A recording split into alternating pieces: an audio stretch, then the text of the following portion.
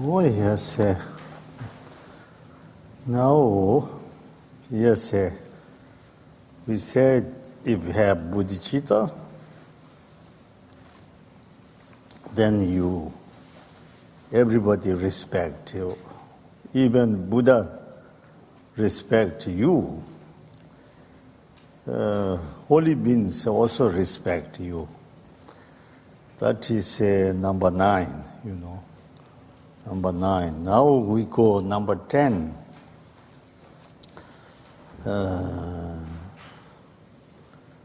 Yes, please read number 10. I don't know. Like the supreme gold-making elixir, it takes the unclean body and transforms it into the priceless jewel, a victor's body. Therefore, firmly seize the so-called mind of enlightenment. Yeah, that is I don't know this how to doing.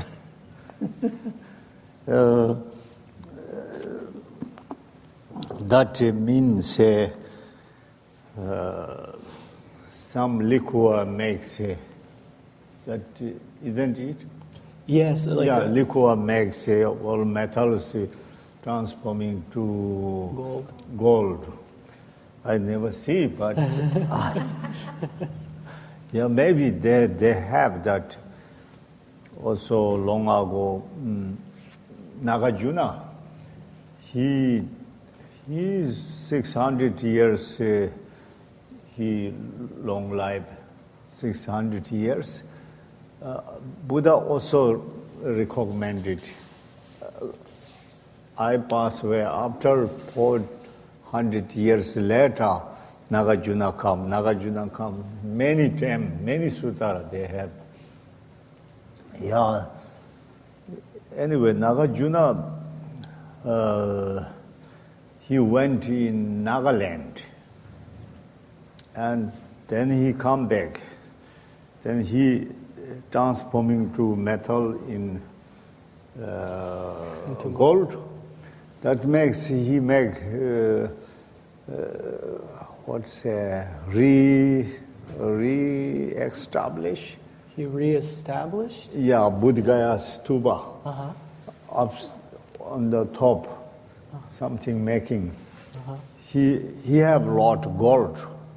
Yeah, that I heard. He making lot of money. But money no using that time. Gold using that time. Gold more expensive. Money, I think, time of Buddha, no money. That time, no money, because they each other changing. I give you rice, you give me vegetable. Look like something changing. No money. Money no using. Money later. I don't know when money start. Yeah, they have. Anyway, that time Nagarjuna also did that. Similar bodhicitta transforming to, if you have bodhicitta, thank you. If you have bodhicitta, then, your many activity, even your attachment, your I think angry no much, but all delusions also transforming to beneficial way. And everything transforming to, even they say, some sutras say, kaka also transforming to medicine, kaka. Yeah, similar. If you have bodhicitta, everything become beneficial way. You can do, even kaka make medicine. Or your attachment, anger, jealousy, all transforming to something beneficial way. That I think anger, all the anger, ignorance,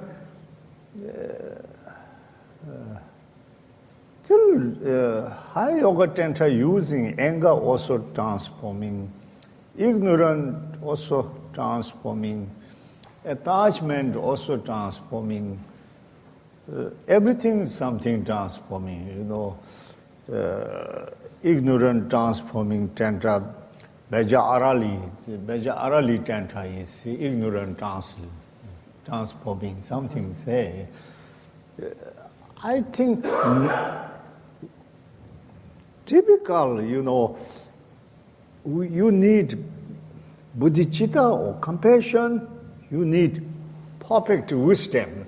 Then you can transforming to Gakha is medicine or attachment also beneficial way. Other delusions also you using, But what you need bodhicitta, you need perfect wisdom.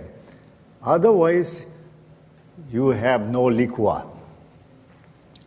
Then metal can't transform into gold. Look like this, bodhicitta is that much power, means like, thank you.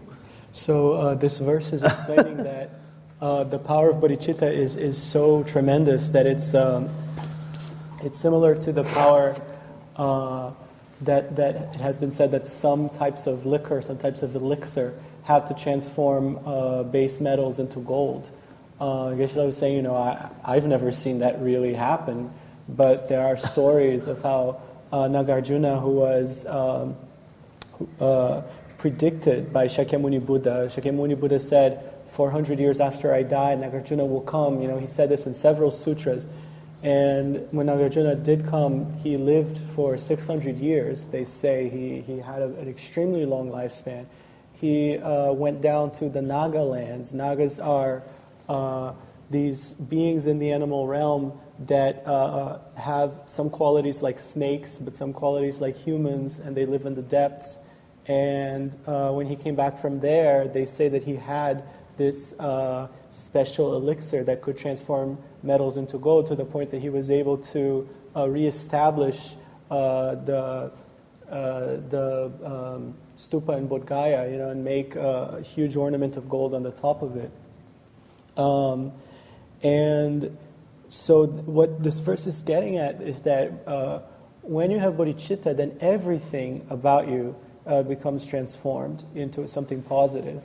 So even your body waste becomes medicine, and even your attachment, your anger, your ignorance become transformed into positive things.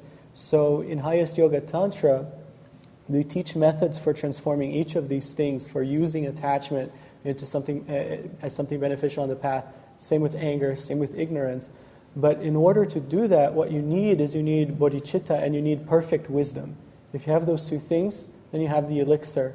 But if you don't have bodhicitta, then you don't have the elixir to transform these things. Oh yes, then please 11 read.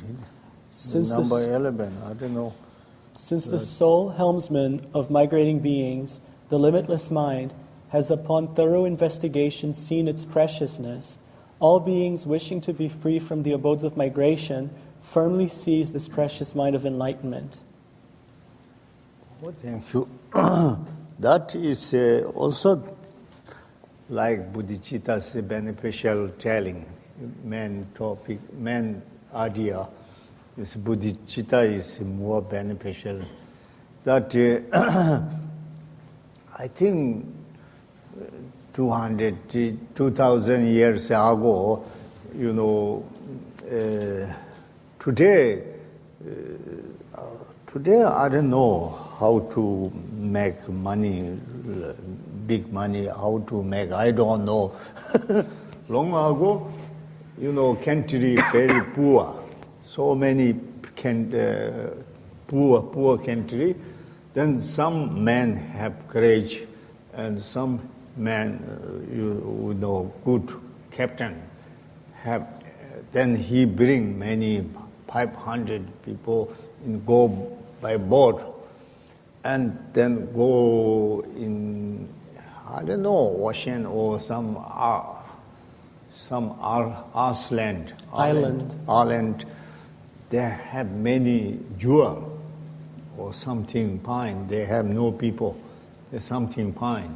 And that bring home, then they sell a lot money or something, I don't know. That helping his country, very helpful. That time making money look like that. How to making money. Today, I think completely different. This 2,000 years ago situation, this example. Very old example, That is which business more beneficial? That all Buddhas and their holy beings say, more beneficial business, bodhicitta. Then you can help many people. If you have bodhicitta, you don't need money. Everything don't need. You need compassion and bodhicitta, altruistic mind. Bodhicitta means, maximum top quality motivation or altruistic mind. That is good business, big beneficial. You can help your country or wherever you. That bodhicitta, you don't make money, but you make bodhicitta. Then you can help. Yeah, that I think like that all Buddha's holy beings say in basket, bodhicitta is good business. Yeah. So this verse, Geshe is saying, this verse is using an example that was very relevant to the situation 2,000 years ago, but things are very different now. So you have to try to imagine what it's getting at based on the perspective of the people back then. So back in those days, one way that people could make a lot of money and really benefit their country was if they had a lot of courage. They could gather a whole lot of people and take a ship and kind of go explore in the ocean. And if on the chance they might find a deserted island that had a lot of jewels, that had a lot of natural resources, that they could then import back into the country, and kind of raise not money back then, but the equivalent, value, and in this way they could bring a great service to their country. So based on this example, if you were to ask the Buddhas and the holy beings, what is the best business? What is the best way that I can benefit myself and benefit those that in my community? The Buddhas wouldn't say that it's by discovering this island and finding all these jewels. It's by generating bodhicitta. That's the best business. That's the best investment. That has the greatest return into the investment. From their view, that's you don't really need money. As long as you have bodhicitta, then you can really bring a great deal of help to everybody. Oh yes, thank you. Then 12 can read. All other virtues are like the plantain tree, for after bearing fruit they will be exhausted. But the tree of the mind of enlightenment will constantly bear fruit, whereby it is inexhaustible and flourishes more and more. Oh yes, that also bodhicitta's beneficial. That telling first chapter, bodhicitta beneficial. That is, we have many, many virtue. We did many good things. We did a beneficial job, many. That is virtue.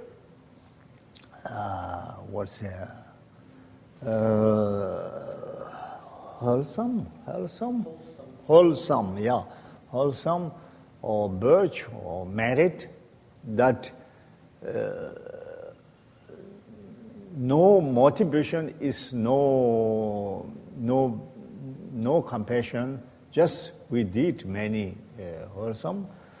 That is like one result, then this karma, one result good, then finish. if you have bodhicitta, then your result is like tree, good trees, many times, every year fruit, every year fruit, every year fruit. Similar, bodhicitta motivation, not my beneficial. I would like all living being, until all living being remain samsara. As long, yeah, until living being free from samsara. Yeah, that is motivation. Like then doing beneficial, generosity and something, passion or something that practicing. Yeah, that is look like big motivation. Then look like usually you keep one bottle of water put in bowl and something keep. Then that is some weeks later, less. Then this vanish, disappear. Yeah, vanish. Only like that. Other virtues. But you put one glass of water in ocean. Until ocean dry or run out, till your one glass is over there. But similar, you have birch, dedicate. That birch is not result me. All living being, became no anymore suffering or something, dedicate. That is sentient being is limitless. That have logic, something makes sense. That meaning like dedication, and your water, glass water put in ocean,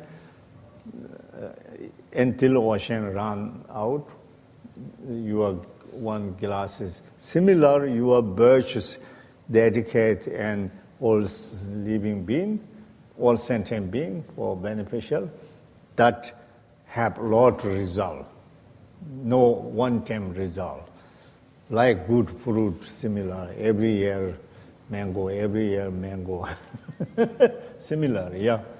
So this verse is saying that, in the past we've done lots and lots of virtuous things, but without a very strong, genuine motivation of great compassion or bodhicitta or anything like that.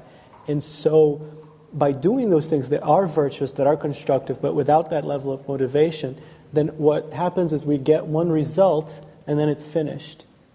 One action, one result, and that's the end of that transaction.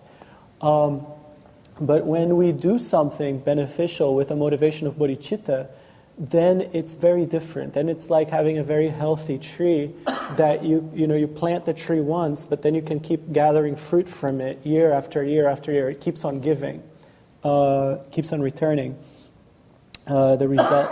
So another way of looking at it is, if you think about what bodhicitta means, it means that you're not doing whatever you're doing. The motivation isn't to benefit yourself, but to benefit all other beings. And so it's similar to this. If you were to take a bottle of water and fill a bowl and kind of leave it on a table, then, as the days go by, as the weeks go by, the water is evaporating, the water is disappearing until eventually it's completely dry. That's similar to the situation of when we do something beneficial, but with a limited motivation. It's a limited amount in a limited space, and it dries up eventually. On the other hand, if you were to take a bottle of water and pour it into the ocean, then until the ocean dries up, until the ocean itself runs out, that amount of water, that portion of water that you contributed to it will always remain there. It doesn't disappear. And so that's similar to the bodhicitta motivation, because we're adding the beneficial power whatever beneficial power there is in the action we created to this extremely vast network of positive potential. And so for as long as sentient beings remain, for as long as there is any positive potential, that positive potential that we contributed will be there too. So the motivation behind that is, as long as there are beings in samsara, may I stick around to help. Until all beings become enlightened, may I be helping them through generosity, through patience, and so forth. Oh yes, then number 13, how to read? On a hero when greatly afraid, even if I may have committed very terrible negativities, I shall be swiftly liberated in dependence upon it. Why then do those who have the imprints not depend on it? Oh yes, that is also beneficial or energy telling, bodhicitta's energy. Some people have a lot of negative karma, did many many different negative he did. Then later he get compassion or great compassion, bodhicitta, and his negative karma have result definitely result happen this life, some definitely happen next life, also definitely happen next life, also some negative karma, positive karma, no when result happen, no definitive. Many different karma. We have so many million good karma, bad karma, million. How the result happen, and it depends condition. Also, karma, some strong, some not strong. Many this karma system. Karma and that karma's result. Karma means like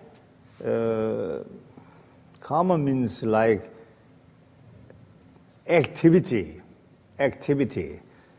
Kam means India language. Kam karo means you do something activity. Kam karo. Sanskrit, Hindi language, little different. You have perfect Hindi, then Sanskrit don't need to learn much. But without Hindi, Sanskrit learn very difficult. We have some Himalaya monk, they're 7th class, 8th class, young time they go India. But father is India, mother Tibetan, and mother in India. That children became monk. They have good Hindi. They don't need to learn Sanskrit immediately. Little bit, Sanskrit little scholar language. Hindi is like colloquial or something, like normal people using. What's say? Colloquial. Well, going my topic. That is karma. Karma and karma. Karma means like activity. You did killing activity, stealing activity, also helping other being, medicine or something, helping, teaching, something. Many good activity, bad activity, need body activity, speech activity. Karma is most body speech. Yeah, mind, karma, mind, karma, mind most became delusion include. Karma very little, mind, karma. Yeah, karma means more body and speech, that good doing, good result, exactly similar result, and killing, next time other killed you, you sap other, next time you problem, other being sap you. Yeah, karma looks like reaction. Karma means like that. How to ripen, you need condition. Without attachment, karma's result not ripen. Our hearts have so many negative karma, previous life, but never ripen, result, never ripen. Because they have no attachment, condition, nothing. Our hearts have many time reborn human karma, reborn heaven karma, reborn animal. He have lot karma. He completely give up. He got antidote. He became arhat. He never reborn in samsara. His karmas never result, never have result because condition losing. Without water, every seed not growing. Similar. Attachment look like water. Without water, no seed is growing. Then his negative karma, positive karma, all, yeah, that is not ripen, uncontaminated, no, contaminated virtues, negative. That is need something attachment, otherwise not ripen. Uncontaminated karma's result, leader system different. Anyway, this you did so many people kill or something. You have definitive going hell. That karmas.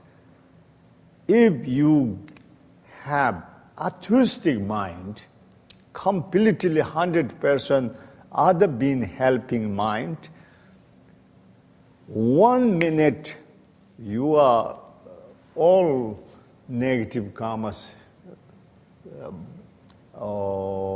resolve, burn, like fire something say. This earth and many earth, one day together all burn and became empty sky, many eons. Again atoms that come, again new earth start. That how sometimes wind destroys, sometimes most empires destroy. That fire is not look like today fire. Very, very hot one. Beginning start in hell. The fires come, all burn. Similar bodhicitta is that fire similar. Your negative karmas all burn, no result. That negative, that is bodhicitta's power showing, compassion, bodhicitta's power, that much. Bodhicitta is good, bodhicitta is very good telling, this case, this first chapter.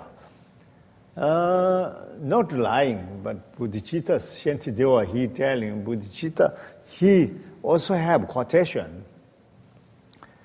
Also,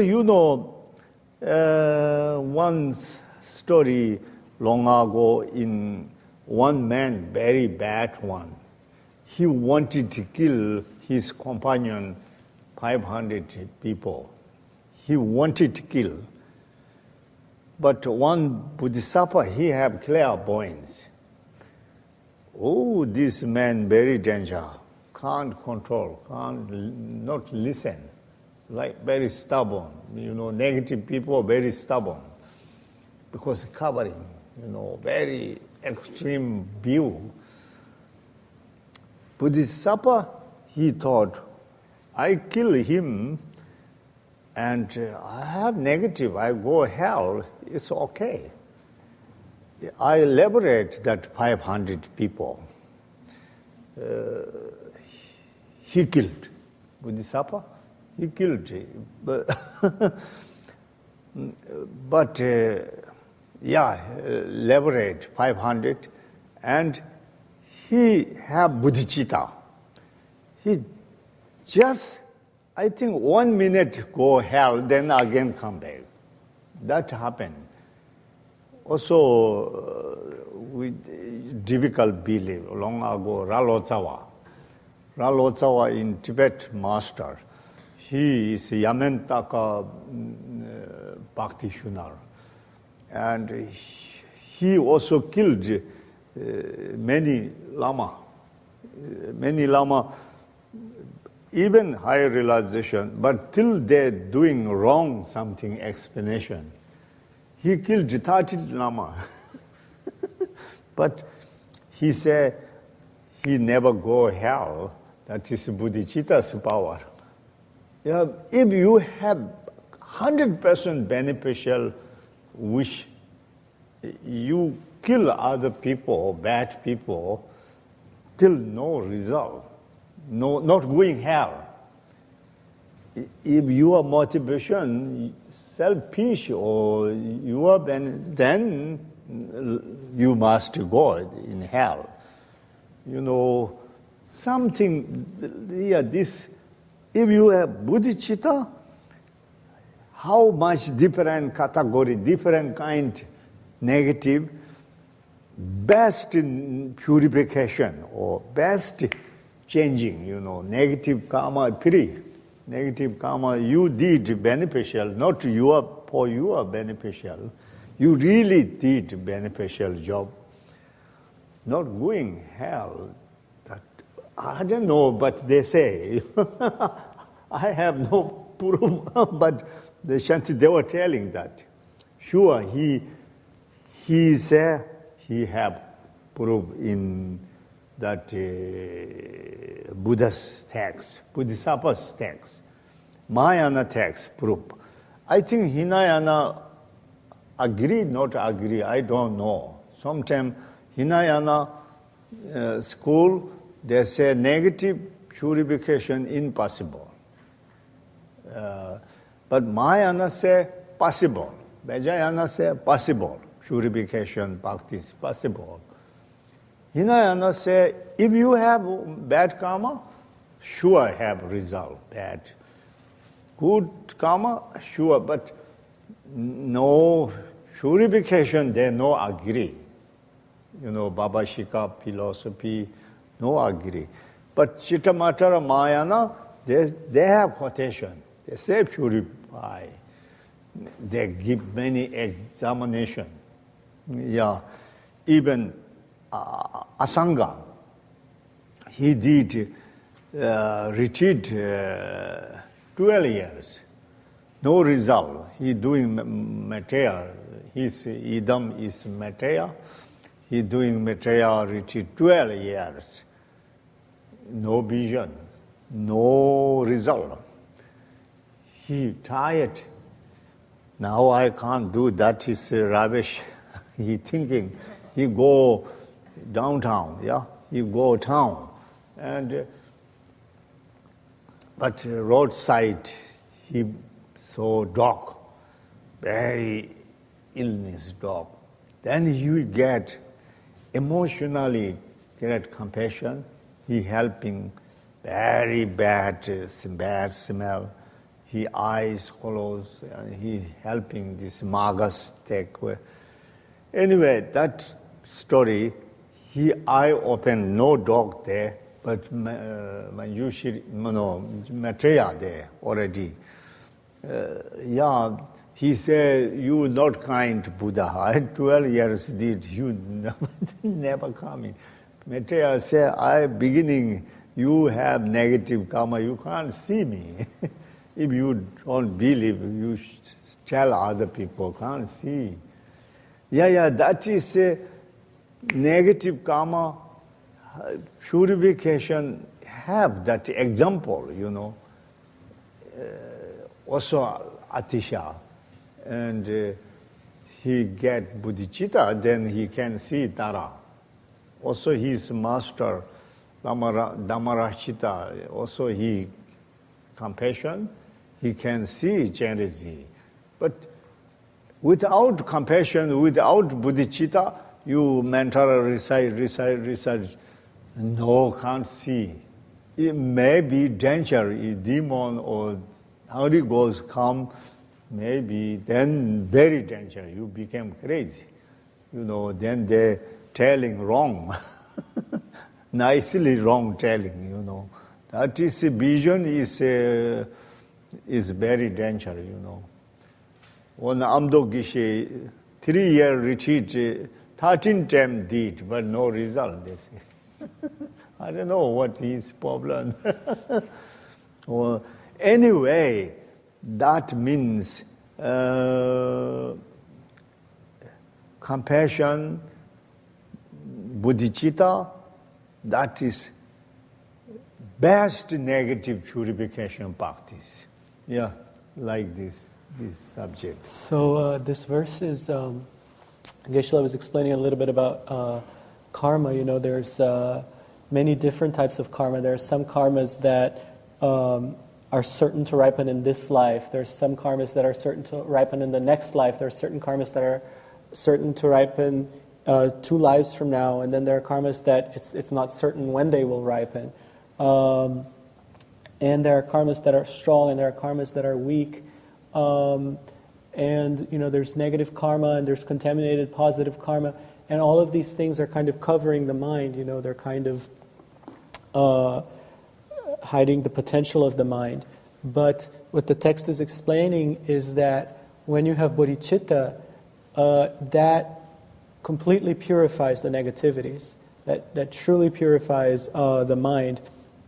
In the Buddhist teachings it says that the way the universe will end, at least this universe this time around, is as if it were in a great fire, an extremely powerful fire, which is completely beyond any experience of fire we have now. It's something that's going to be extremely hot, extremely pervasive.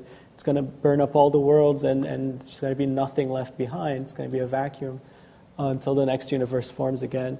And bodhicitta is similar to that fire in the way it kind of completely burns and obliterates all negativities. It's the most powerful purification there is. And so there are some examples that Geshe was mentioning from all the Buddhist teachings. So one example is a long time ago, this Bodhisattva saw, through his clairvoyance, he could tell that there was this man who was plotting to kill 500 of his companions. And the Bodhisattva saw this and he realized that there was no way to really talk reason to this guy.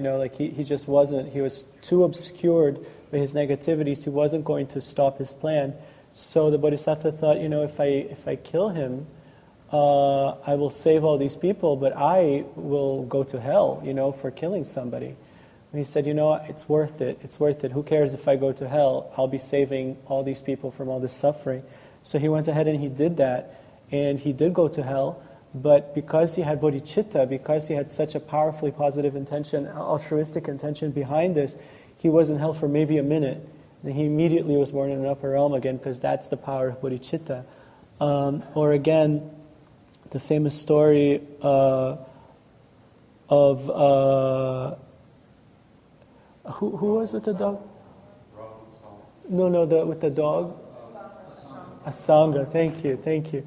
Of a sangha who was in retreat for 12 years doing a practice with Maitreya Buddha practice, expecting to see a vision of Maitreya Buddha. After 12 years, he had no results, so he said, forget this, and I'm going downtown. And he kind of went into town, and as he was going along the side of the road, he saw this dog who was very badly hurt, very sick, and had all these wounds with maggots in the wounds. And suddenly he was overwhelmed by this feeling of compassion. And so he wanted to remove the maggots from the dog to help the dog, but he didn't want to hurt the maggots either. So he figured he would use his tongue because it's soft and moist, so he wouldn't hurt the maggots. And of course, this dog was extremely repugnant to look at and had a very bad smell. So Maitreya kind of scrunched up his eyes and stuck out his tongue, and he didn't feel his tongue touch anything. When he opens his eyes, the dog is gone. There's Maitreya Buddha. And Asanga said, "You're not a very nice Buddha. I've been practicing for 12 years and you never came." And Maitreya Buddha said, "I was there from the beginning, but you didn't have the karma to see me." And it was this extreme compassion that you felt just now that completely purified that negativity and now is allowing you to see me. He says, if you don't believe me, ask anybody else around if they can see me. They don't have the karma to see me either. And like that, and Geshe was giving other examples of other lamas who committed, lots of negativity, and they, it said that through the power of their bodhicitta, they're not going to have a negative result from that. It's hard to say from the outside, but if you do have very strong bodhicitta and whatever you do is truly, truly for the benefit of others, then there's that protects you from danger. It completely protects you from danger. Oh yes, that negative purification practice for us very important. Usually this practice also very important. Even die before. Every year, every day, and some weeks. We have so many negative karma, negative. That practice best bodhicitta, compassion, and also passion. That passion also very, very. That logic how to go, Negative karma means I want it cheat, I want it harm, I want it, like negative minds. That is negative karma, making. Then activity, talking, email, all cheating, that is email also karma. Today is email karma also. That is cheating, and people cheat easy, Many ways can cheat. People is very silly. It also stubborn, changing, difficult, also easy changing. People is mind is very, very funny. Human mind is more stupid than animal sometimes. That can cheat easily, Some religion or something tell they're cheating. Religion is not allowed to cheat other beings. They're not good to that. Religion make people stupid and cheat. No good. Anyway, negative purification is very important. That is, we must daily practice, or we must research how to our negative purify. That is logic, like negative karmas, I cheat. I wanted to cheat them. I wanted to kill them. I give them suffering. I don't like them. I need something more property. No, need more more money or more possessions, property. property, yeah. Property, no. I don't know. Yeah, anyway, then cheating. Profit. Huh? Profit. Profit, yeah. Profit, yeah. That bodhicitta compassion say, not my beneficial. I 100% wanted them no suffering, them happy. 100% try that. You know, beneficial minds purify harming mind. You know, this logic like that. You know, opposite logic. If you killed many, then you must, now you recognize killing not good, harming not good. Now I do opposite. Other being liberation, save other life, give medicine. That power makes you did previous life or before you did harming. That purify. Logic like that. Not look like magic, but they have something connection. Bodhicitta is altruistic mind, is very courage, very, until sentence being remain. Something said, that much courage, you know, that purify. Yeah, purification. Also make prayer, also that all living being good and all living being no suffering, that also purify your negative. Negative purification, many they're telling, the Tantras telling some mantra research we did one evening by Jasapa or something, mental power. But mental with together bodhicitta need, otherwise only mental is mental. They say mental power where come from? Compassion, bodhicitta. One Gadantipa say, Gadantipa means a high leader, you know. He said, without compassion, bodhicitta, and Tantra is hu pepe. Only hu pepe, then finish. With bodhicitta, with compassion, then have power, he say. Without compassion, bodhicitta, then just pepe, then finish, you know. Beja Sapa, something say. Then then finish. But with together this need compassion or bodhicitta. Also negative purification. I saw Sutara, they say, go pilgrimage, Buddha's, Bodhigaya, and that Buddha's poor place. Buddha, he say, makes stupa future many, lineage boy and lineage girl coming. Son and daughter coming. They like very much devotion. Without devotion, all they say, Buddha died this place, born this place, in Latin this place. That people say animals all negative purify.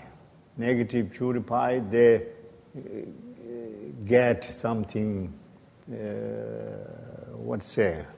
seed. Good heart or devotion or something coming. That pilgrimage also sometimes healing good. sick people, sometimes go pilgrimage, they get healthy. Yeah, something have power. Holy place. Even Bodhisattva 9 Bhumi, wherever sit he, that is a holy place. Panchaparamita Sutra say, wherever 9 Bhumi Bodhisattva sit, this house is holy place. Something energy, especially his realization, Anyway, that is negative purification. Negative purification practice is very important. Also, this is enough, I think. Okay. So before Geshe I was talking about, how there's a difference of opinion within Buddhism among the different schools as to whether it's possible to purify negativities or not. Because the Hinayana schools, they say that no, there's no possibility to purify any negativities. If you commit a negativity, then it's certain that you'll get the result of that negativity. But the Mahayana schools say that no, it's actually possible to purify negativities. And so now Geshe is explaining the type of logic that underlies that view. It's not like magic. It's not like you do this and you do that, and magically your negativities will be purified. It's a logic based on the idea of opposing forces. So the idea is that with our body and with our speech, a little bit with our mind, but the mind is mostly, the negativities in the mind are mostly the afflictions and the delusions. When it comes to karma, it's mostly to do with the body and with the speech. And of course, nowadays that includes email, etc. But through those means, we cheat, we swindle, we harm other beings.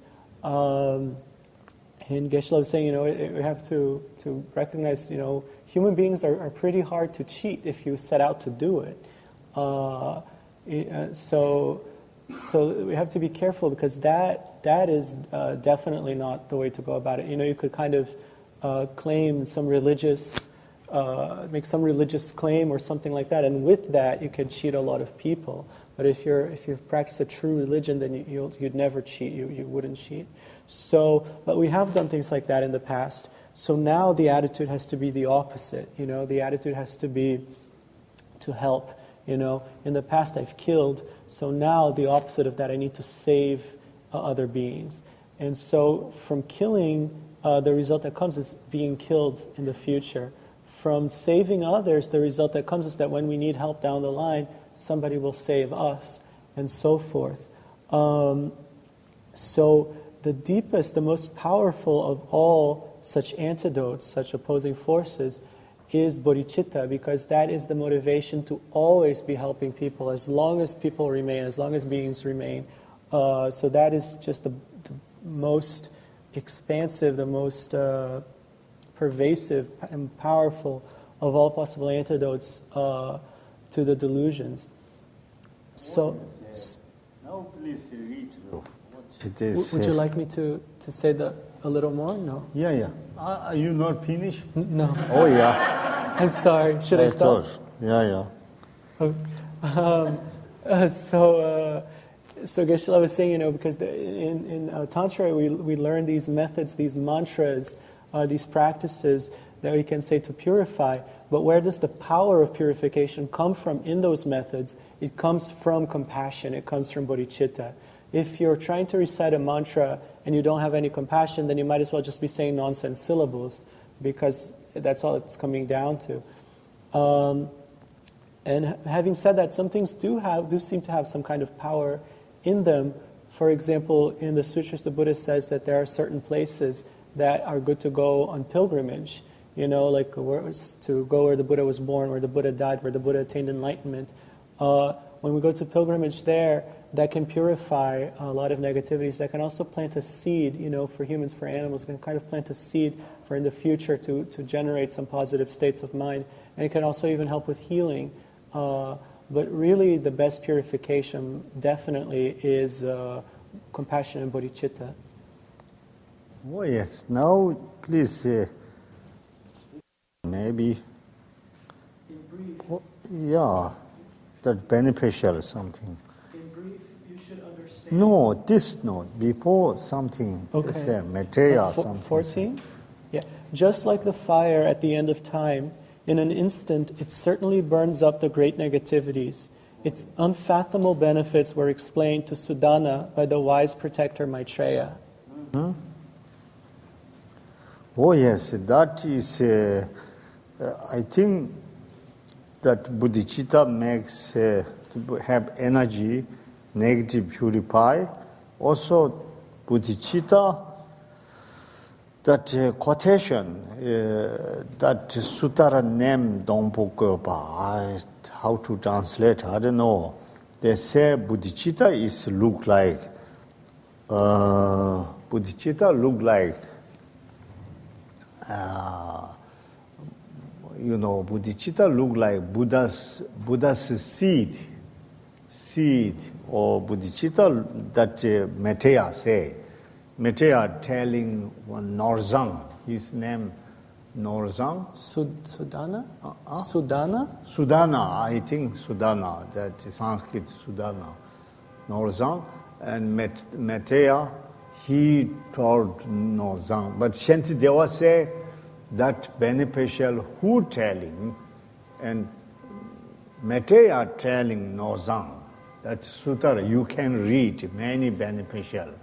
Bodhicitta is look like all good seed. Bodhicitta look like, look like good vase. Good vase, wealthy vase. Some people have Ganesh and white Makala, Zambala, they have vase. A vase? Huh? Like similar to a cup? Some Pumba? Some they have ritual. Ritual, and the vase keep inside many things. 100 different water, and the rich people's, some very, very rich people's house, they have small money, corn, and also 100 years old people's hair, something, many substance. Also have ritual and mandala, that is, Ganesh puja, and also white makala, and also Beshamana, and also, have 18 different, 9 female wealthy goat, 9 male wealthy goat. They have something ritual. That they say good vase. If you give, you become wealthy. I think this good vase means like that. That similar bodhicitta. And what say? Also good antidote for delusion. If you have good altruistic mind and self-peace, self-chasing, destroy. Compassion, bodhicitta makes your self-peace destroy. You have self-importance, self-peace, that is, it doesn't help us.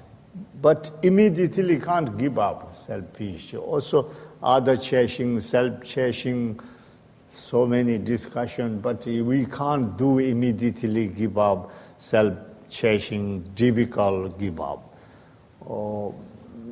Self-chasing also step by step. Possible, then you become Arya Bodhisattva and one Bhumi, then possible, completely give up self-peace or self-chasing. If now you need self-take care, you take care yourself, otherwise nobody take care you. Something problem, You need beneficial job. you must need healthy. You both need other self-cherishing, other cherishing together going. Slowly, self-cherishing, no. Only other cherishing. But slowly, immediately, no possible. Anyway, that destroy, bodhicitta destroy self-peace, self-cherishing. That means, that is who say, Mateya say, Shantideva say, that is a good boss means they have ritual, Zambala or that ritual. That is usually no good, this. Ganesh and Zambala and White Mahakala, this ritual, and you get very rich. That's not good. How to call? The gods have a special power. They bring your next life good karma's result. This life bring. Next life you become poor. But they can't give 1 rupee, can't give $1, can't give. But they have a special power, wealthy God. But who using, very Bodhisattva or like, Lama Atisha, similar, he using. Because he wanted helping for many people sick, many people poor, many being poor. He have no money, then nothing to do. He practicing not for my beneficial. Then he practicing, Ganesha, and you practicing something different, wealthy God. Immediately lot money. Then he helping give my medicine or food. Not allowed to you eating. Then your next life karma destroy. Good karma destroy. Not using this money. If you wanted helping some poor country, they need medicine, they need a school, hospital, or something need. You can do this practice. Then Bodhisattva's practice. That is a good base. But if you think I have rich, then I buy car, I buy house, I buy something, airplane, and then no good. Then next life you no good that. Yeah, that is look like beneficial, all beneficial. Thank you. So, here Shantideva, who's writing this text, is kind of imagining where somebody were to ask him, well, you're saying all these things, these wonderful things about bodhicitta, where are you getting this from? And so here he's pointing out, it was Maitreya was the one who said it. He said it's Sudana in the sutra, so you can read the sutra for yourself and see it's not something that I'm making up. And so bodhicitta is compared to this wealth vase, which is a practice. It exists in several traditions that you put a lot of different objects, in it, like the hair of a 100-year-old person and several different types of liquid and this and that. And then by doing a certain practice, then wherever you keep that vase, it will bring wealth. So they're comparing bodhicitta to that wherever you keep bodhicitta, you will attract resources and positive things.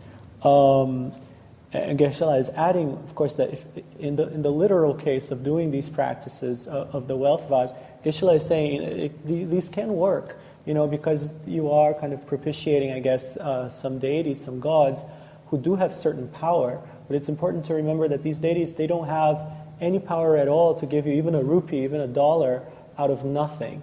All they can do is manifest the conditions for your karma to ripen sooner than otherwise it would. So this is karma that you would get in the next life, to have resources and comfort that you're kind of bringing into they're helping you bring into the present life. Which is well and good for this life, but then when you die and when you're born again next time, you're kind of, at a loss, I guess. You've used it up. So from that perspective, it's really not good to do these practices. If our intention is to invest in a car or in a nicer house or something, it's really better to not do that. At the same time, if our intention is really it's to help, we see that people desperately need material, financial help in very poor countries and very poor places, then it becomes a bodhisattva's practice to engage in these, and to kind of take our future karma so that instead of ripening it in the future, will ripen now so that we'll have the resources to do these beneficial deeds. So bodhicitta is being compared to that. I think that's it. Oh, yeah. Self-cherishing. Thank you so much. Thank you. Yes. Another point Geshe was making is about the power that bodhicitta has to destroy self-cherishing. Again, like the fire that burns, it can completely destroy self-cherishing.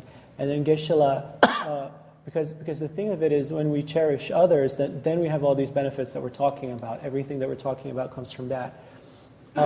Self-cherishing, it doesn't bring us any benefit. There's no good that comes to us from self-cherishing, from selfishness.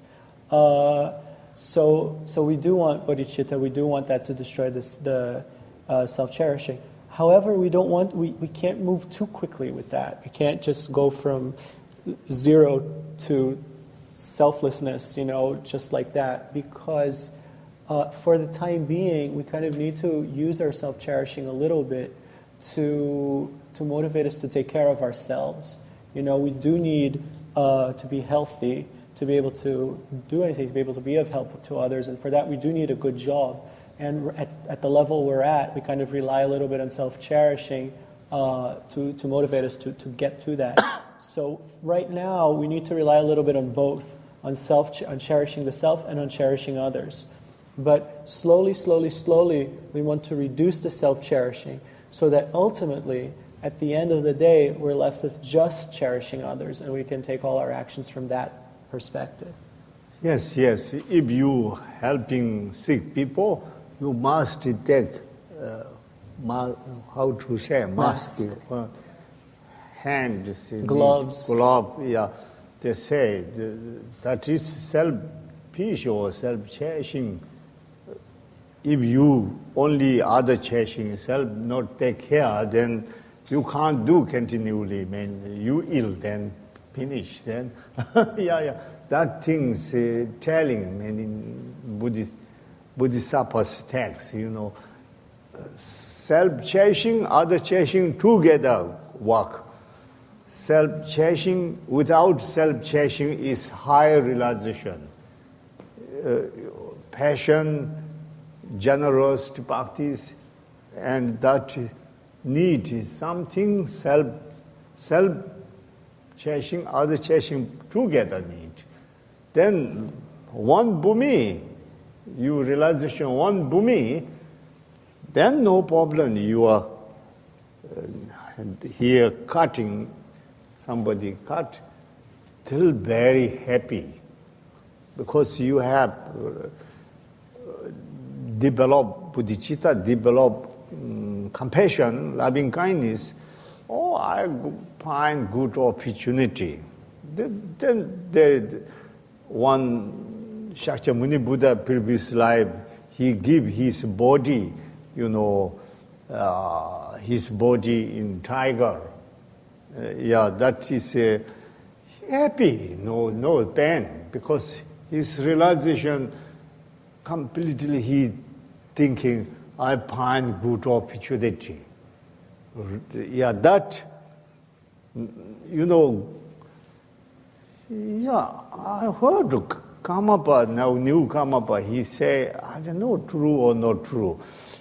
In Tibet, Chinese make one yogi, many mouse killing. I don't know, one bottom, one switch put and many mouse killing. Mouse? The Yeah, animal? mouse, so many mouse. I don't know, machine or where keep. He said, no. Then if you don't do bottom, they say, we torture your hand, your hand we destroy. Or you doing switch. If switch doing that, all mouse killing, many mouse. I think, I don't know exactly, I forgot. He said, my hand destroy, okay. I don't want mouse kill that much. But then they put in hammer, and he said, no pain, because his motivation makes he no pain. I don't know, I difficult believe. Look like that good heart, other chasing without selfish, self-chasing. If we have no self-chasing, no pain. Other chasing mind make happy. Other chasing mind make you happy, but self-chasing, nothing, no pain. I think also need emptiness view. Otherwise, but only conventional bodhicitta, enough, not enough, I don't know. Also, emptiness meditation, then everything empty, But still, emptiness is existing. Anyway, that is something, then suffering and happy, no different realization. How to come this realization, Suffering and happy, no different. That realization, we very different. Suffering is very bad. Happy is good. We say, why we have selfish, but suffering and other chasing, but realization high. Then, anyway, what did that topic come from? Yes. We were saying we need. Yeah. That I think you summary. Okay. That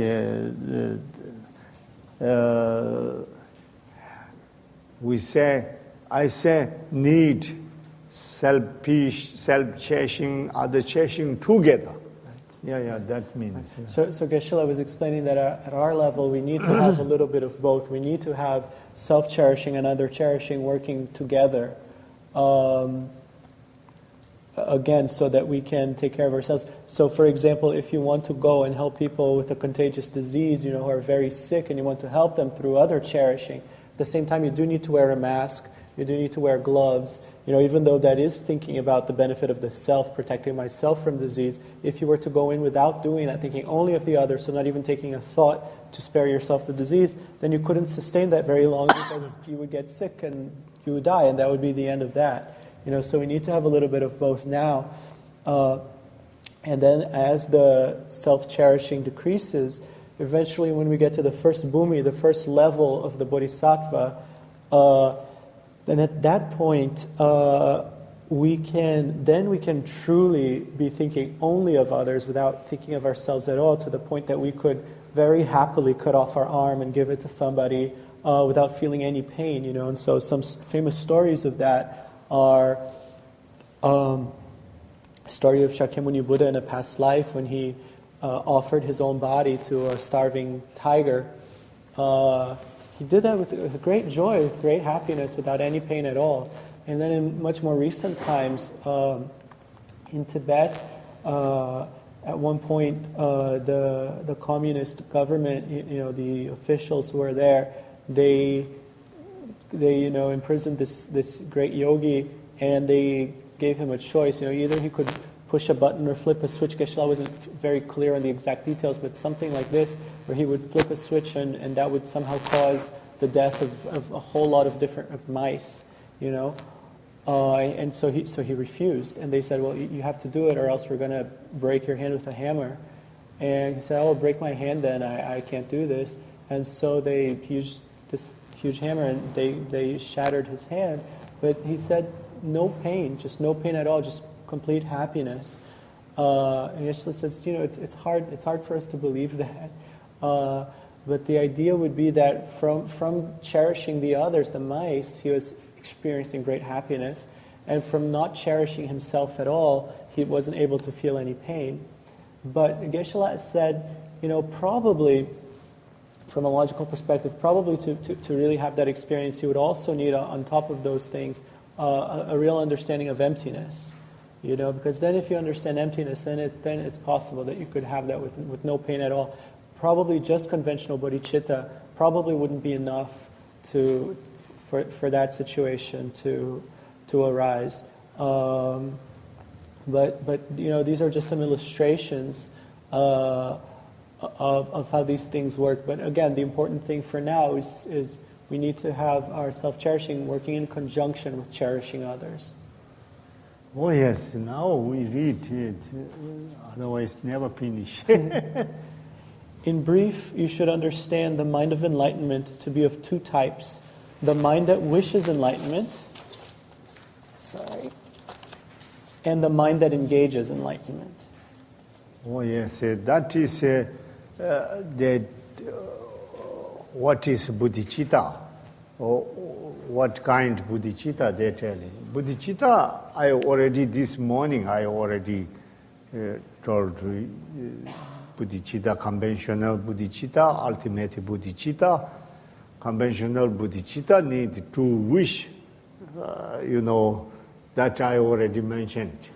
Here, bodhicitta, two type bodhicitta, just wishing bodhicitta, and also commitment bodhicitta. What different, they say. Wishing bodhicitta and commitment bodhicitta. Commitment bodhicitta, then bodhisattva vows need. You need bodhisattva vows. Wishing bodhicitta means I wanted all living being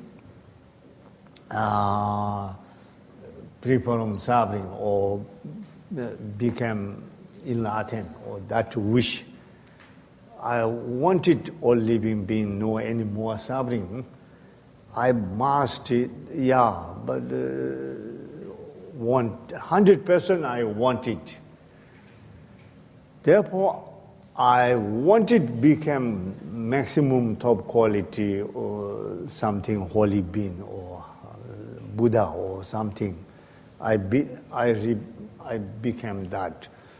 100% I wanted become Buddha. Why? I wanted helping them.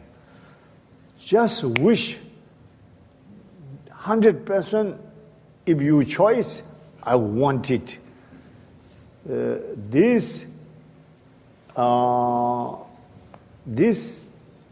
thinking make you very strong. Then you never ever give up this thinking. Every day, again generate. I want it to become maximum top quality skill being Buddha. Why I want it? I wish help limitless living being. Again you generate. That is, this mind never ever give up. You take like vows or not really commitment, that wishing bodhicitta like that.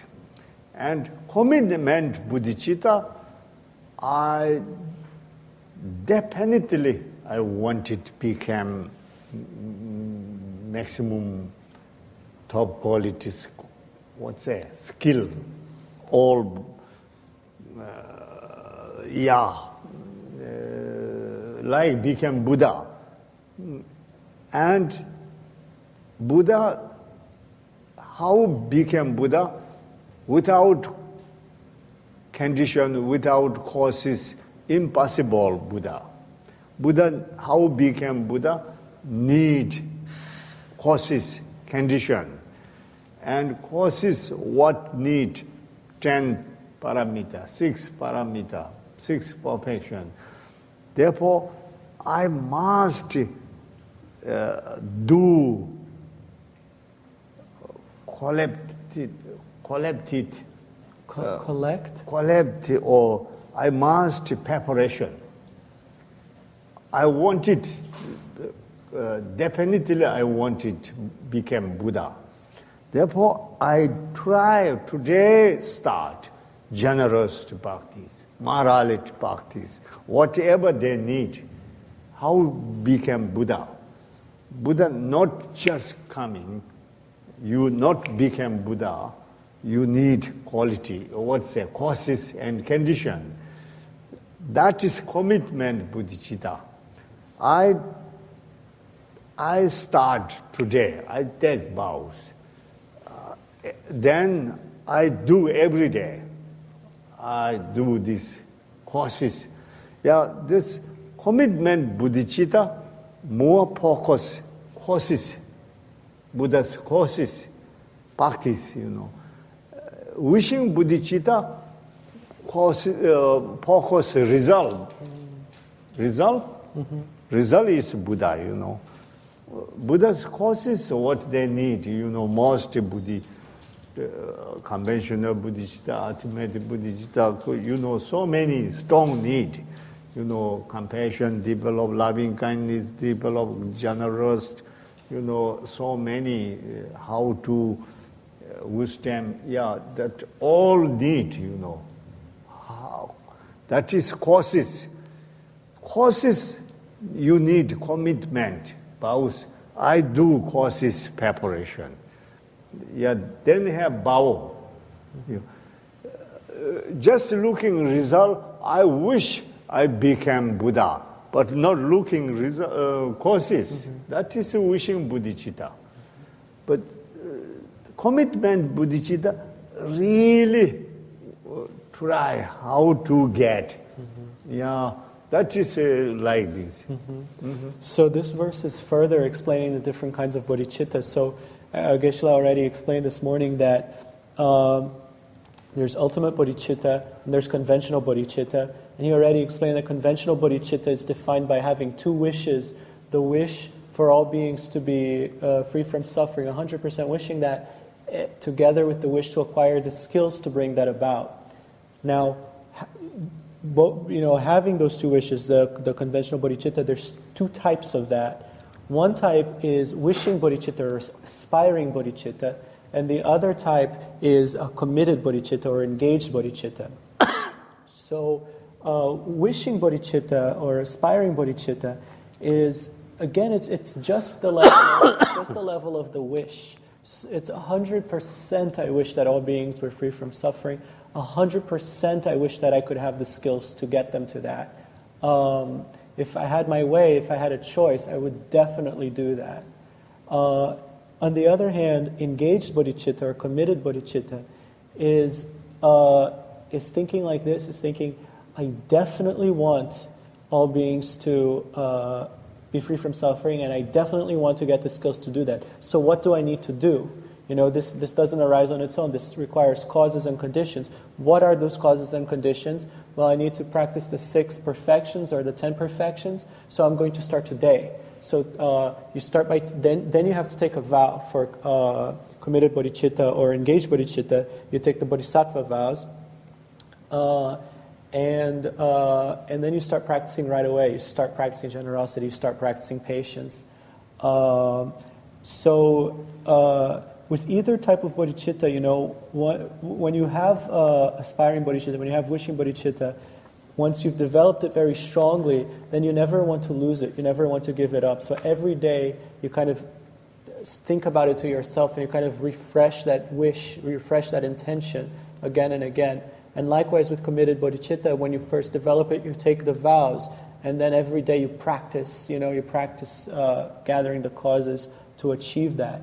And then Geshe was pointing out that The wishing bodhicitta is, even though they're both bodhicitta in the same way, but the wishing bodhicitta is kind of just focusing on the result. It's like, that's what I wish, that's where I'd like to be. Whereas the engaged bodhicitta is more focused on the causes. It's more focused on the here and now. How do I get from here to there? How do I get there? And I'm going to start right now. I'm going to start today. I'm going to do it. Oh yes, thank you. That is, then example look like, 16 maybe.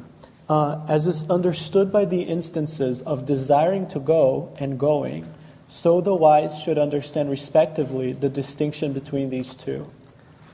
Yes, that is like wishing is, I wanted to go, and wishing bodhicitta. And commitment bodhicitta look like really go, But wishing bodhicitta say, I will go, never going, tomorrow, like, but good, but I will do tomorrow, never tomorrow never finish, Commitment bodhicitta really wake up, they already have tomorrow. They have tomorrow, But one is tomorrow, limitless tomorrow. One is have limit tomorrow. This is look like that example, yeah? So this example is kind of saying, it's wishing bodhicitta is like having this real intention, it's 100% real intention of going somewhere. It's like, I really want to go. I really, really want to go. Tomorrow I'll go, And then the next day, oh no, tomorrow I'll go. And tomorrow never comes, Whereas with engaged bodhicitta, it's when you're already on your way. It's tomorrow is today. It's I'm doing that now. I'm on my way already. But then number 17, Although great fruits will arise in cyclic existence from the mind that wishes for enlightenment, an uninterrupted flow of merit will not arise, as in the case of the engaging mind. Oh yes, that is a wish bodhicitta's result look like in samsara. Wishing bodhicitta's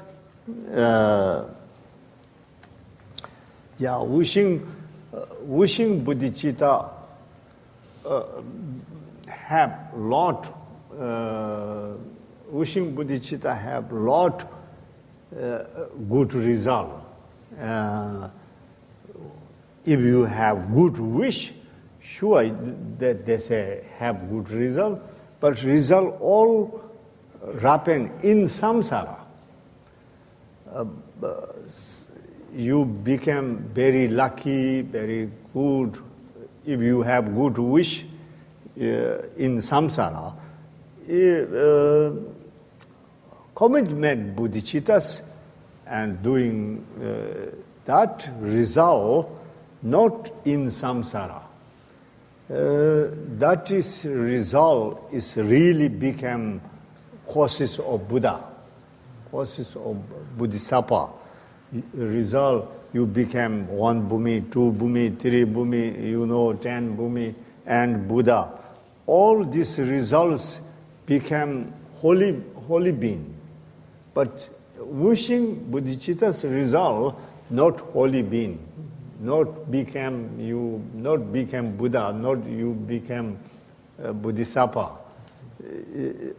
Only in samsara, good, lucky, good, many good things coming, but no result is Buddha and Bodhisattva. That's different, they say. Mm-hmm. So here it's explaining that, the wishing bodhicitta, it's an extremely positive state of mind, it's an extremely positive aspiration and wish, and it definitely will have lots and lots of good results. But those good results will be within samsara, it'll be things, having a lot of luck, having a lot of comfort within samsara. On the other hand, the engaged bodhicitta, that will have results outside of samsara, meaning that is what becomes the actual cause of Buddhahood, the actual cause of becoming a higher being. Wishing bodhicitta, as much benefit as it does bring, without a doubt, it by itself doesn't make us a bodhisattva. It by itself doesn't bring us out of samsara. Only engaged bodhicitta can do that. Oh yes, then read, I think 18. For one who has 18 and 19 together, maybe. For one who has perfectly adopted this mind, with the thought never to turn away for the sake of totally liberating the infinite realms of sentient beings, from that time onwards, even while asleep or lacking conscientiousness, a force of merit equal to the sky will continuously ensue. I think Bodhisattva song may be dunking one. This telling, if you have commitment bodhicitta, you have good heart, really you have bodhisattva vows, even you become drunken and sleeping till you know so many merit. That means, you know, you sleeping or you drink alcohol, you street side sleeping, but till you, because you have, commitment bodhicitta, or you have bodhisattva vows not working, you have lot merit. You know, if you doing, of course, wake up also, but if even you tired or you drinking, still have, because you have continually good heart. That makes, Bodhisattva drinking, I think,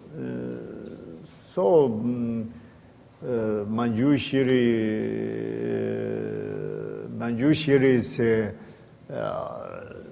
friend, Bodhisattva Bimala Mita, he is very intelligent. He go bad people together, going. He go butcher together, robber together, and he going bad people together. He going. He make friend, and he clothes changing. You know, he say he never say Buddhist. He just make friend. They drinking or eating similarly. He also doing because friend. He doing, and he slowly, he have very intelligent, he changing them. He them changing, you know. That time, sometimes drinking alcoholic, maybe Bodhisattva drinking means like that.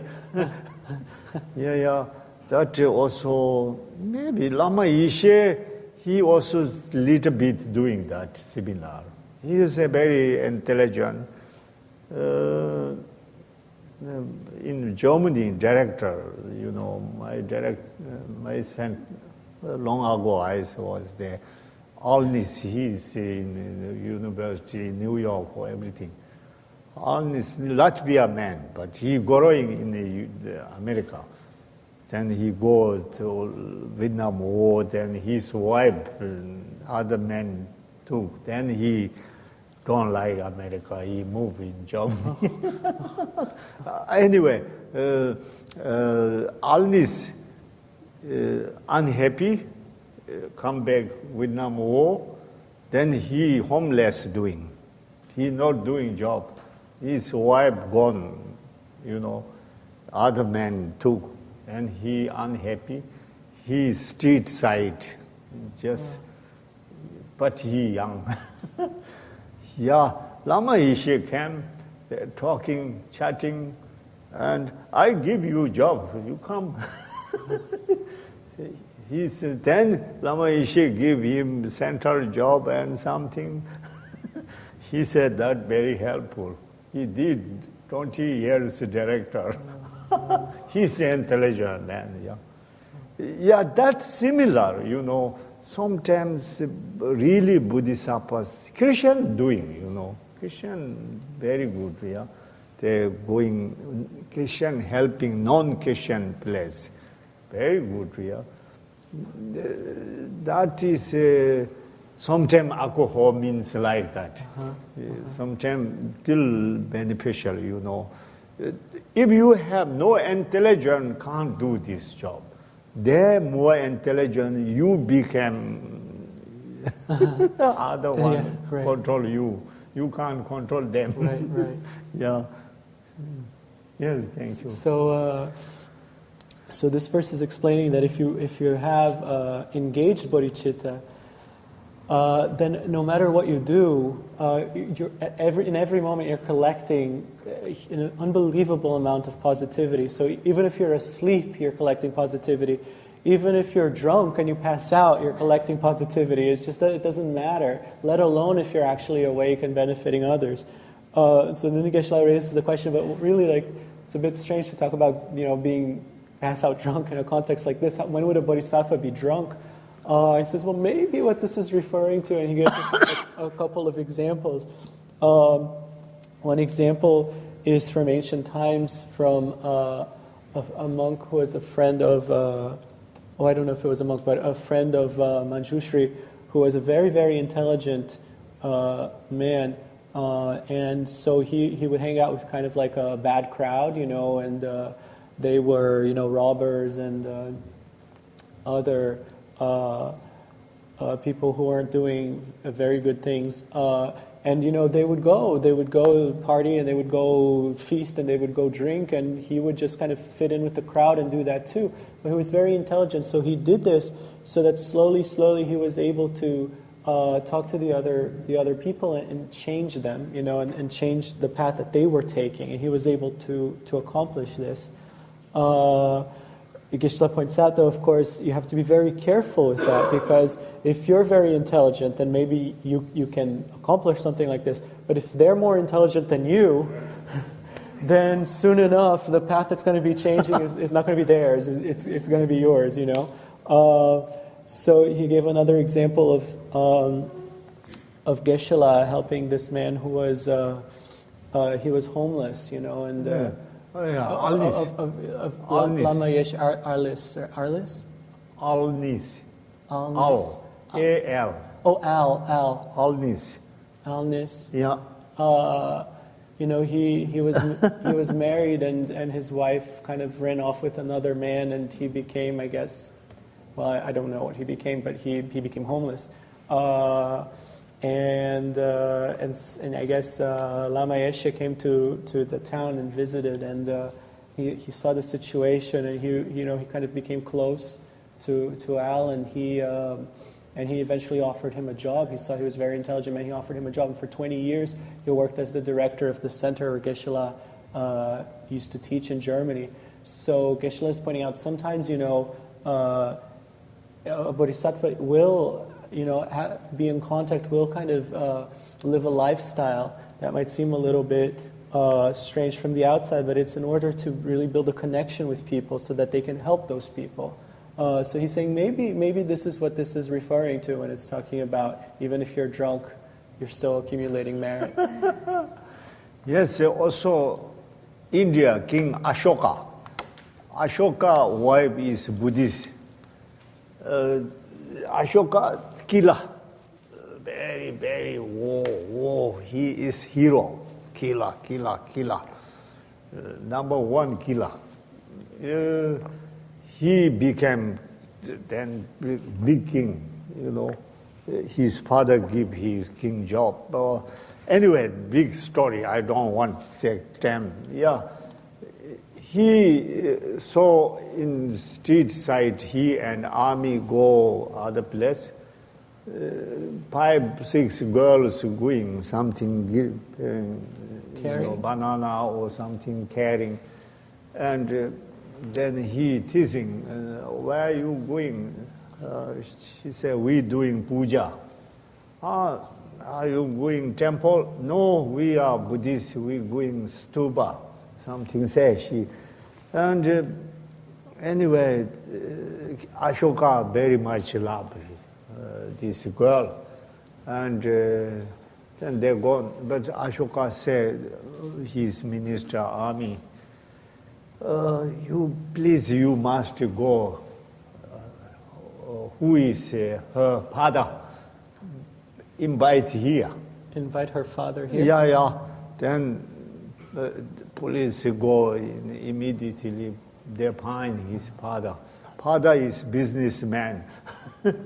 Then Ashoka respect him. Oh, you don't respect me. You are king. No, I have big meaning. Please see you. Possible your daughter, my wife. He said. Oh, the father said, that is for me big gift. Of course, you took my daughter, your wife, I give you. Yeah, then became married, But always argue. Ashoka killing. She said, no, you don't kill. She is very fundamental Buddhist. I think very fundamentalist Buddhist. Don't kill. They're fighting. Ashoka say, you are stupid. Buddhist superstition. That is Buddhist superstition. We are Jew religion, not this Jewish. Other India have Jewry, something similar name. If necessary, must kill. No necessary, never kill. Necessary, must kill. Yes. Everybody don't kill. That is Buddhist superstition. He said, but she said, no. But always fighting. But two children. Son makes Sri Lanka. And daughter became nun and Sri Lanka nunnery. The founder, beginning. Yeah. Sri Lanka, Ashoka son and daughter. And she became nun, wife. Ashoka lonely. Then also unhappy, and then he killed his relative. Relative son became monk, and he gave refuge, and he became Buddhist. Then Buddhist king, they say. Ashoka is Buddhist king. He, India, many things, national blood, they have something will and something, that's seal. Yeah, many things. Because Ashoka owed them so many makings, purification bhaktis. Many build stupa and many dharamsala. Dharamsala means pilgrimage people, pre-guest house. Dharamsala means dharma. Dharamsala means pre-house. Pilgrimage people come, they have water, pre-house, pre-room, that. I think he made many school, many hospital, all many things he did. Poor people, without father, mother, children. Orphans? Yeah, that he did, his negative purification.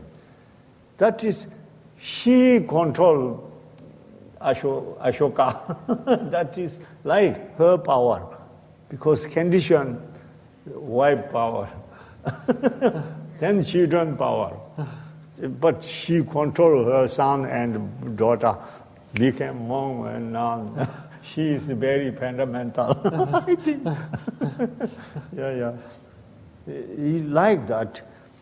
Yeah, I think you are understanding that. Don't need translate, I think. Now you please read. 20. For the sake of those inclined towards the lower, this is taught along with the correctness by the Tathagata himself in the sutra requested by Subahu. Oh yes, that also Shantideva say how he's proof that is one sutara.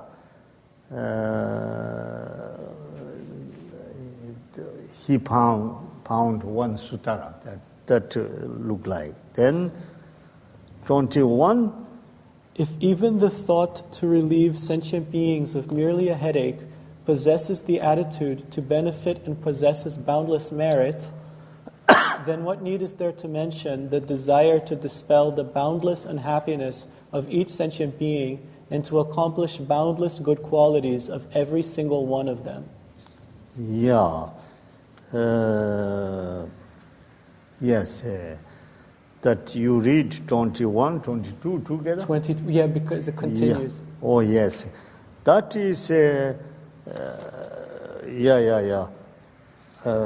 they say, if some people headache, you want it, you become loving kindness or compassion, you want it give headache medicine or treatment, that good heart have lot merit. Of course, all sentient being, you want it free from suffering. Of course, you have lot merit. That meaning look like that. So this is saying, if you see somebody who has a headache and you start to feel loving kindness and you feel compassion for them, and so you want to give them medicine to relieve them of the headache, that has a lot of merit, a lot of power. So of course, if you want to benefit all sentient beings and relieve them from all suffering, then of course it has a lot of merit, a lot of power. Yes, then 23, please read. Who has such an altruistic intention as this? Do even fathers and mothers have it? Do the gods and sages? Does even Brahma have it? Yes, then that is, they say, who have that beneficial altruistic mind? Father and mother, Brahma and, saint or Saints. Saint or Sage. Yeah, sage. Who have that good heart? Just question, but that much, it's okay. Then 24, I don't know. If those beings have not even dreamt before of such an attitude for their own welfare in their dreams, how can they generate it for the welfare of others? Yeah. What say? 25, what say? Such a mind of welfare of sentient beings does not arise even for their own sake. An outstanding jewel of the mind, an unprecedented wonder is born. Oh yes, that meaning, I think, like that much other cherishing or altruistic mind or bodhicitta, long ago, you also don't have for yourself nothing. Even you dream them not happen that much kind bodhicitta. You never have this experience. If you not love that much, you can't, impossible love other being.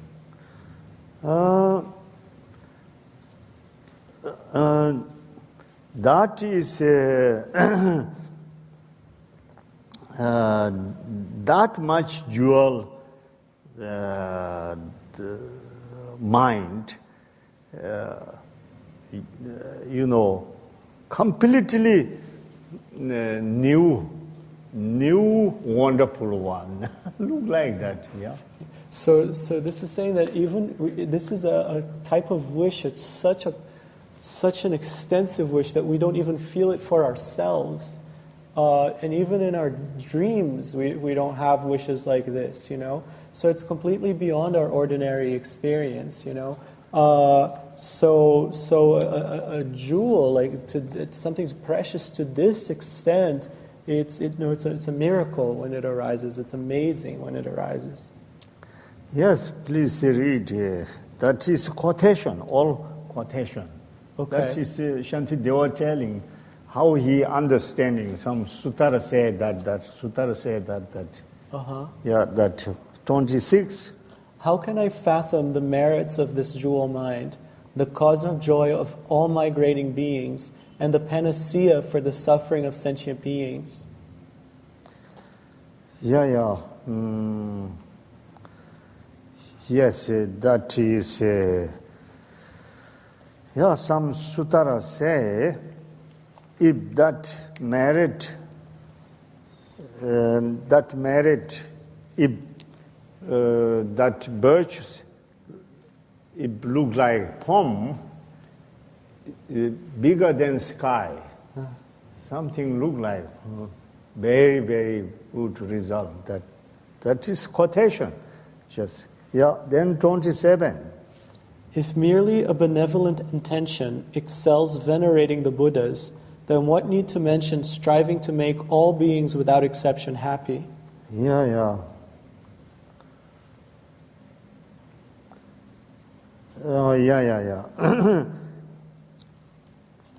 If you have altruistic mind, that is more beneficial than you wanted Buddha offering. Buddha offering for Buddha or some God offering more beneficial, or you have wanted other being helping. You wanted other being helping, that more beneficial than Buddha offering. But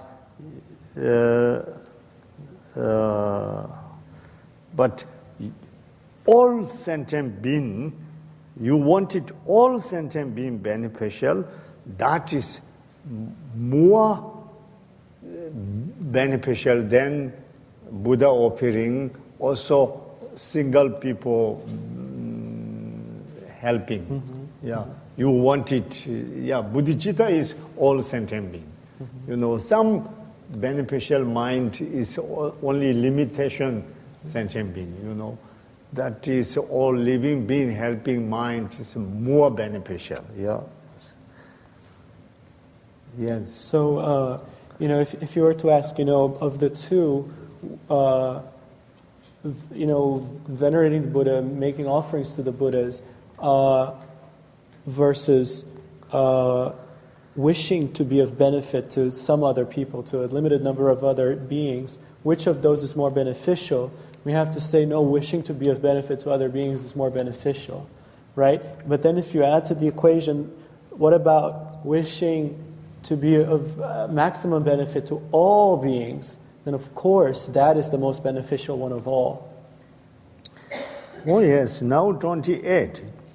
Although wishing to be rid of misery, they run towards misery itself. Although wishing to have happiness, like an enemy, they ignorantly destroy it. Oh yes, that is, we are ignorant, then we want, all living being wanted eliminated suffering, but ignorant again makes suffering. That means we wanted happy, but then we stealing, killing, doing, wrong. Then again more suffering, That means, we did. We don't want it, suffering, but we making suffering. We want it happy, but we making our happy destroy. Look like that. That's easy, So this is saying, all sentient beings want happiness and all sentient beings want to avoid suffering, but because we're ignorant, we don't know how to do that, so we go about it the wrong way, So We want to avoid suffering, and yet, because of our ignorance, we end up creating suffering for ourselves. We want happiness, but because we're ignorant about how to get it, we end up killing, we end up cheating, we end up lying, and we end up destroying the possibility of happiness for ourselves. Oh yes, please read 29 and 30 together. For those who are deprived of happiness and burdened with many sorrows, it satisfies them with all joys, dispels all suffering, and clears away confusion. Where is there a comparable virtue?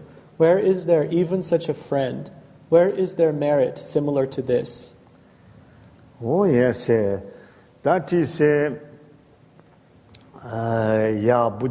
Bodhicitta's praise of Bodhicitta. Shantideva praise Bodhicitta. The praise of Bodhicitta. Bodhicitta is really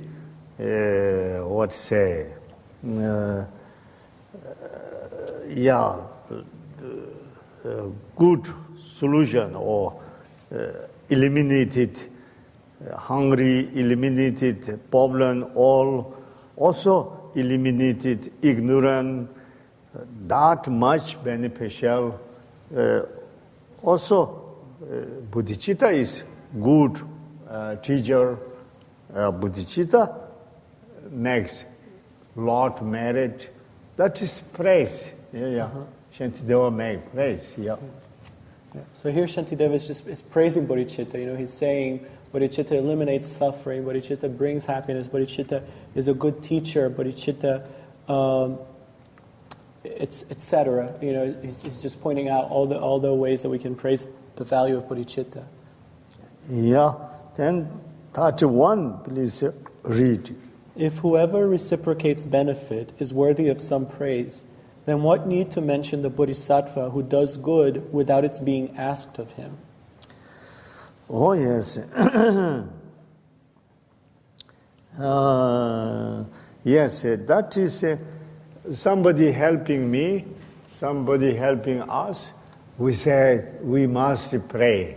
You are very kind, you are so much big helpful, something we must tell that. Thank you very much, something tell. If we ask them, then they're helping. But till we make praise. But Bodhisattva, we never ask it, they're helping, Of course we must pray. Bodhisattva, they're doing, for example, Mother Teresa's or something, good people, many, but we must need pray. Praise. Oh, that people very good, that people is did that, but not exaggerate. Praise is perfect praise need. So even if we ask somebody for a favor, for something, and they do it for us, then we all feel like, well, we need to praise them, we need to say thank you, we need to express gratitude and say how nice they were.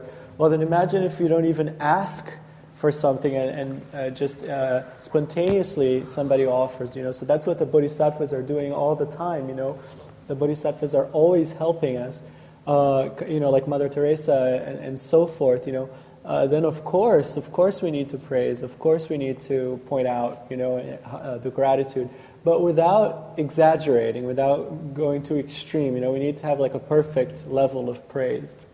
That is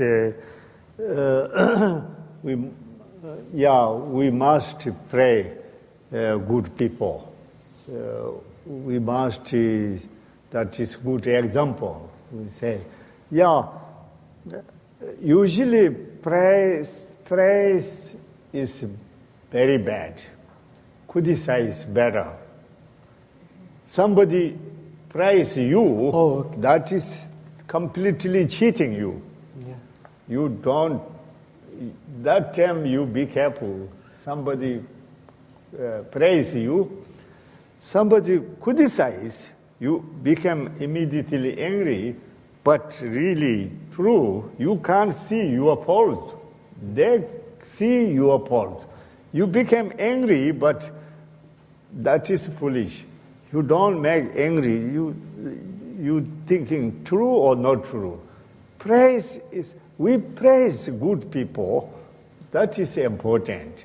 Good people, we must praise. That is a good example. That is wonderful. But no exaggerate, really. Really, we need perfect praise, But somebody praise you, be careful. Then they're cheating you. You deal with it, you. Criticize better. You also not praise yourself. We always praise ourselves, but foolish, that is, you must criticize you. You must criticize you. That is, you must to recognize your fault. That's important. Yeah. So, it's very important for us to praise people who are setting a good example, who are doing good things, and to point out that they are being a good example. That's very important. On the other hand, if we're on the receiving end, being praised is actually pretty dangerous. We have to be very careful, because really whenever we're praised, we're being cheated, because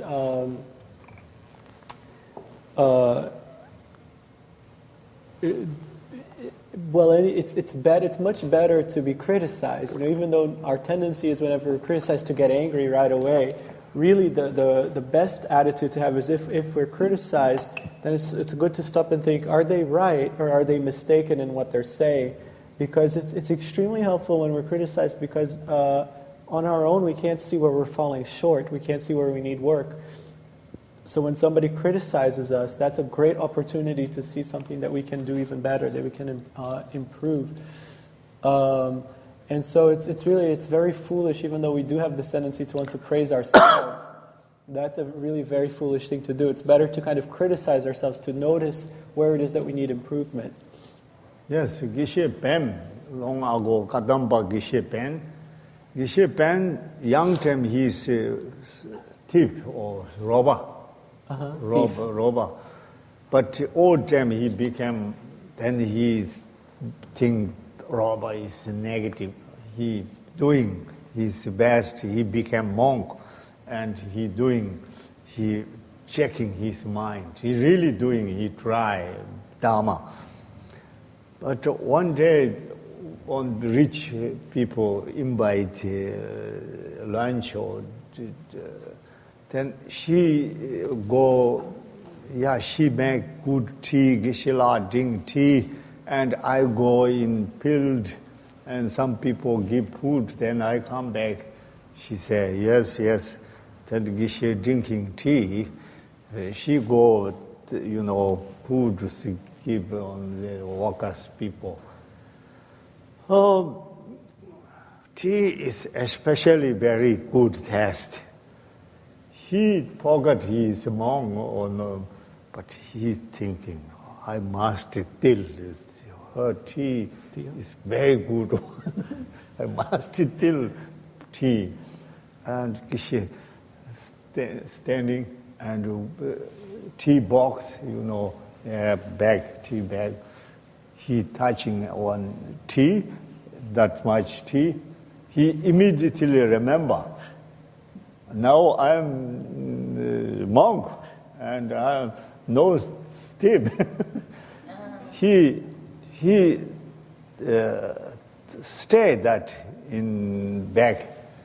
He calling, oh, Mom, you must come here. Geshe is stealing your tea. Geshe is stealing your tea. You must come quickly. But what she said? You quickly come. The Geshe is stealing your tea. He criticized himself. Yeah. Wow. That need, that similar need, really practitioners. You criticize your bad things. You must criticize yourself. Means Christ not good. Criticize, self-criticize, no angry. Other criticize, you become angry, but you need criticize, very thank you. Immediately angry, but really you analyze, he is true, she is true. You became correct, Yeah, thank you. Now read that 32. The world honors as virtuous a man who procures mediocre food and for an instant gives it disrespectfully to a small number of beings that satisfies them for only half a day. Yeah, also 33. What need be said then of one who constantly bestows the unsurpassed bliss of the Sugatas for a long time upon countless sentient beings, fulfilling all their hopes? Yes, somebody invite, one day give food and something give. We say he is good, but he give to us food and something money and something say he is very good. But Bodhisattvas always helping. Of course we must praise. Yeah. If only one day helping people, we pray. But all the time helping people, of course, we must pray. Yeah. So, if somebody just kind of invites us over one time and gives us things and is very nice to us and very kind to us and very helpful, then we praise, oh, they're such a good person, they're so kind, they're so nice. At the same time, bodhisattvas are constantly, always helping all of us. So of course we need to praise them. Yes, then 34. The Buddha has said that someone who generates an evil thought against such a benefactor as a child of the victors will remain in hell for as many eons as there were evil thoughts. Ooh, that is hell something, say? Yes. Yeah. Yeah. If we doing for good, beneficial being, if we have angry or something, then that is a big negative. Moment, how much you are angry, this moment similar in eon or something, say, that is not good for Dalai Lama demonstration people, that is really danger, like this similar, what happened. Dalai Lama is trying very beneficial, he is very kind.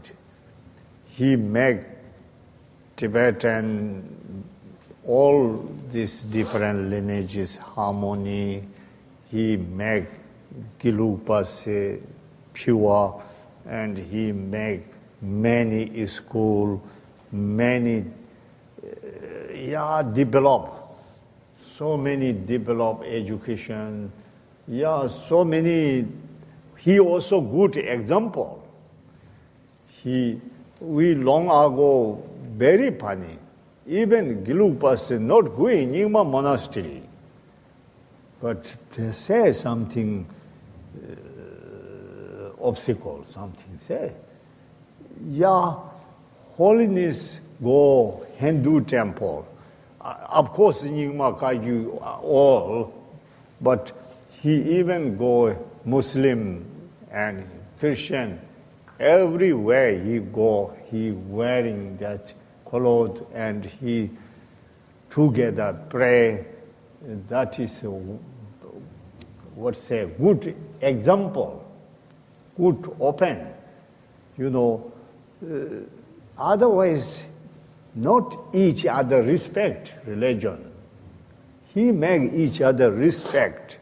Together work how to beneficial. That is, he tried that. Good example, Otherwise, we are best, in other one not okay. We are best, other one not okay. That is bad example, We are perfect, only we perfect. Other is no, that's a. Holiness, we all respect different philosophy. It's different reason, but all wanted peace, all wanted good. Intention same, motivation same, but reason different. But we need each other respect together, how to work. Pray Allah, pray God, pray Bhagwan, pray Buddha, no problem. You must do meaningful life. You must do beneficial man, woman. Pray. Who is holy? Pray, okay. That is many things changing, many good example. He doing that his whole life. Also intelligent, big knowledge. Till criticize. I think this happened. This similar. That is, I think, danger because we not criticize. That criticizing people is very danger. Yes. So this verse is talking about the danger of having kind of evil thoughts, I guess, about people who are out there really giving us an amazing example of how to do good work in the world. And Geshe is talking about how, nowadays we're seeing protests against the Dalai Lama, and he's saying this probably might fall under this category because when you look at all the work His Holiness the Dalai Lama does and has done all his life, in the past the situation was such among Tibetans that if you were in the Gelug school, you wouldn't even set foot inside a Nyingma temple. You say, oh no, there are obstacles and this and that. When now His Holiness the Dalai Lama, not only does he go inside the Nyingma temples and the Kagyu temples and the Sakya temples, he also will go to Hindu temples, he will also go to Muslim temples, he'll go anywhere and he will pray with the religious leaders, next side by side with the religious leaders of all these schools.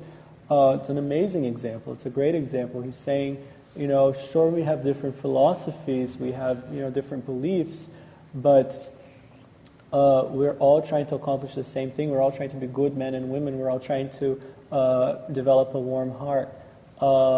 So His Holiness is really encouraging the religions to come together and to work together for the benefit of all. So that's an amazing example. And of course, His Holiness has other qualities. He's extremely intelligent, extremely knowledgeable, extremely good motivation all around. So it's probably dangerous, when you kind of mount a protest, and just criticizing somebody who's trying so hard to do good. Oh yes, then, please read that 35. But if one acts out of an attitude of faith, its fruits will multiply far more than that. Even in adversity, the children of the victors generate no negativity. Instead, their virtues naturally increase. That also, if you have respect, very beneficial for holy being. Also,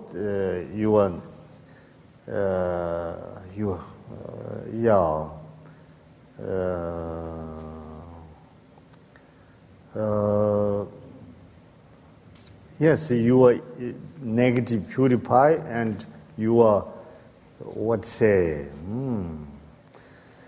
your virtue increase. Look like that. That also something Sutara telling. Mm-hmm. So this verse is explaining how the sutras tell that if you, the opposite of the last one, if you have a lot of respect towards holy beings, that's extremely beneficial. It purifies the negativities and it increases your positive potentials. Then 36. Mm-hmm. I prostrate to the body of He in whom the sacred precious mind is born. I seek refuge in that source of happiness, who brings to happiness even those who harm Him. Yes, that is first chapter finish, now. Yes? Yes. Yeah.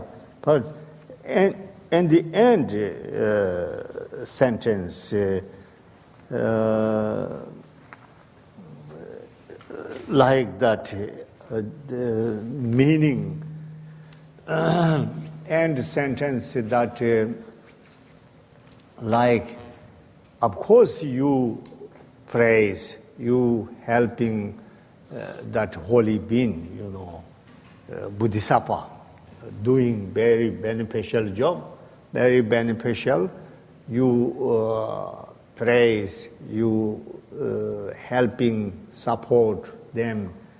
Of course, you have really good connection, good karma. Even though maybe, even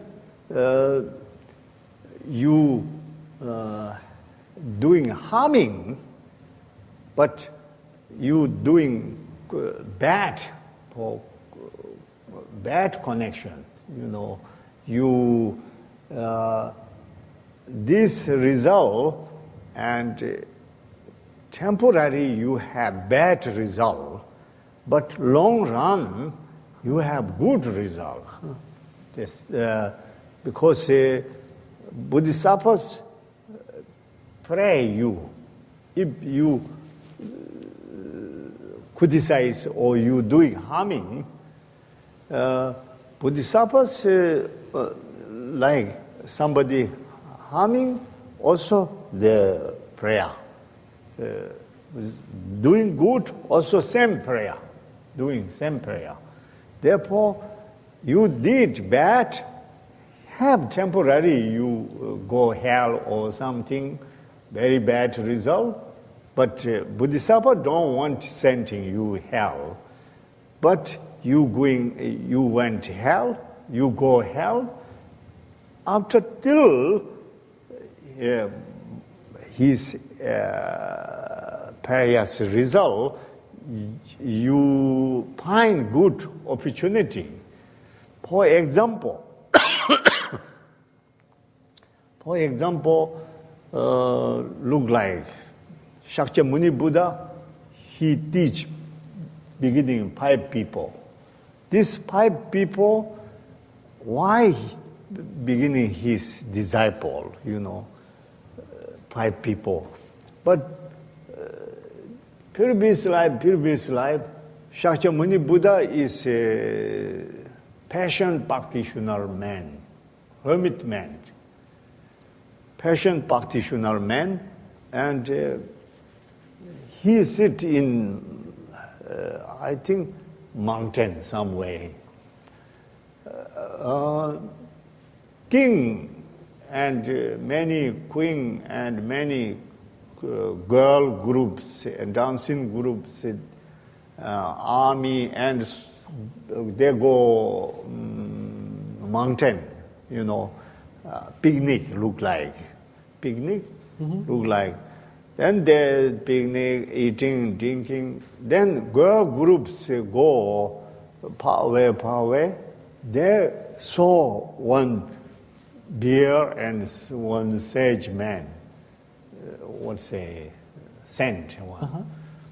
And then the queen and the girls respect him, and they ask, please, you teach some advice or some teaching. Then he teach them.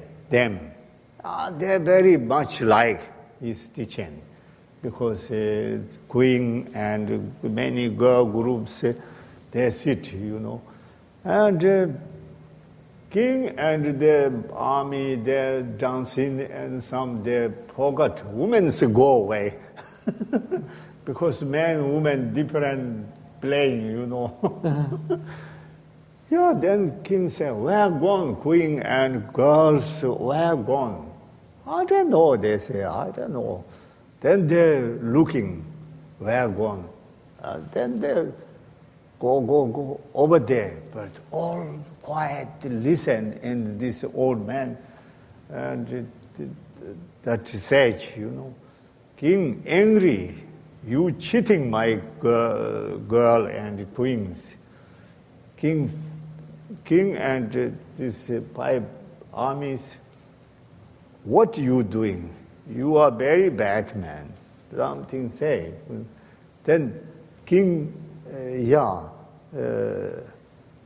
wanted to kill this man because king angry, cheating his queen and everything. Yes, okay, I'm passion practitioner. Okay, I make prayer. Then you kill, okay. First I do prayer. Then one army cut his leg, other army cut his leg, other army king cut his head. He passed away. But one cut, what you practitioner? I'm passion. One cut, I'm passion. Yeah, all cut. Yeah, he make prayer. He say, now, what's that? Future, I became Buddha.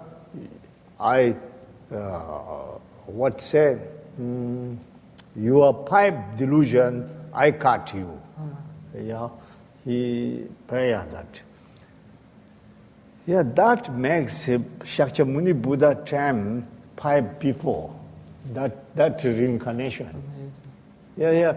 If Bodhisattva together connection, even bad connection, result is very bad, go hell, but till this finish, again good result. That means this like that. Example look like. Bodhisattvas always, like Mahakashyapa similar. He is very rich. He became monk. His wife became nun. And then all things he give in beggar. And he is a very simple monk. He going beggar, morning breakfast. Somebody said, stupid.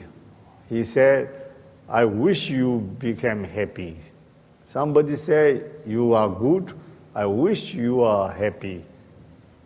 Good, bad, all his prayer. I wish you became happy. I wish you became happy. Only like that.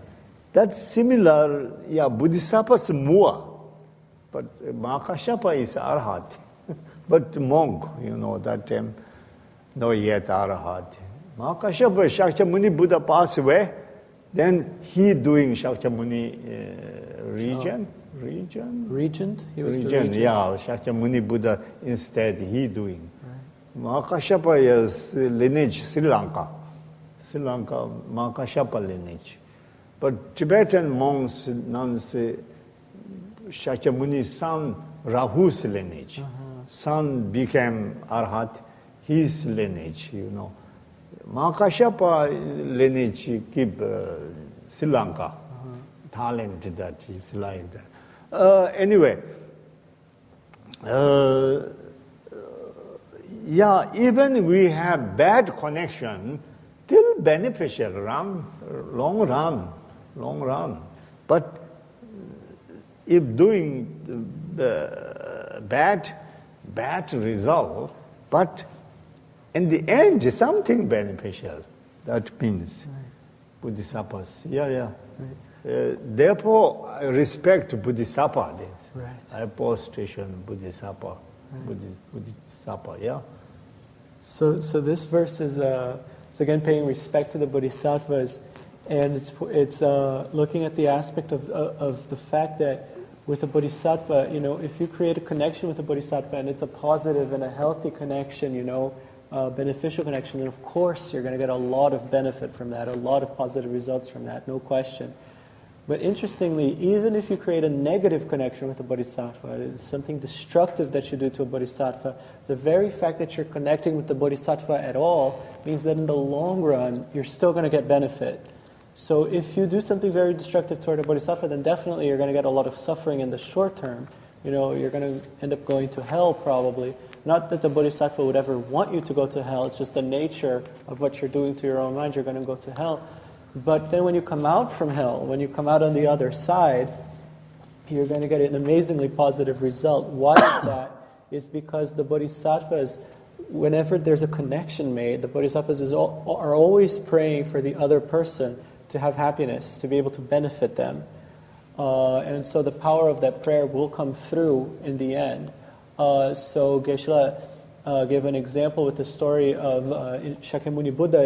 If you look at his life story, the very first people he taught the Dharma to when he manifested enlightenment were these 5 ascetics that he used to go with, I guess.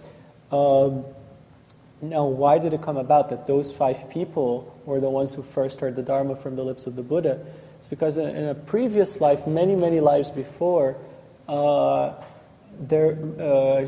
being who eventually became Shakyamuni Buddha was practicing in the mountains. He was practicing patience in the mountains.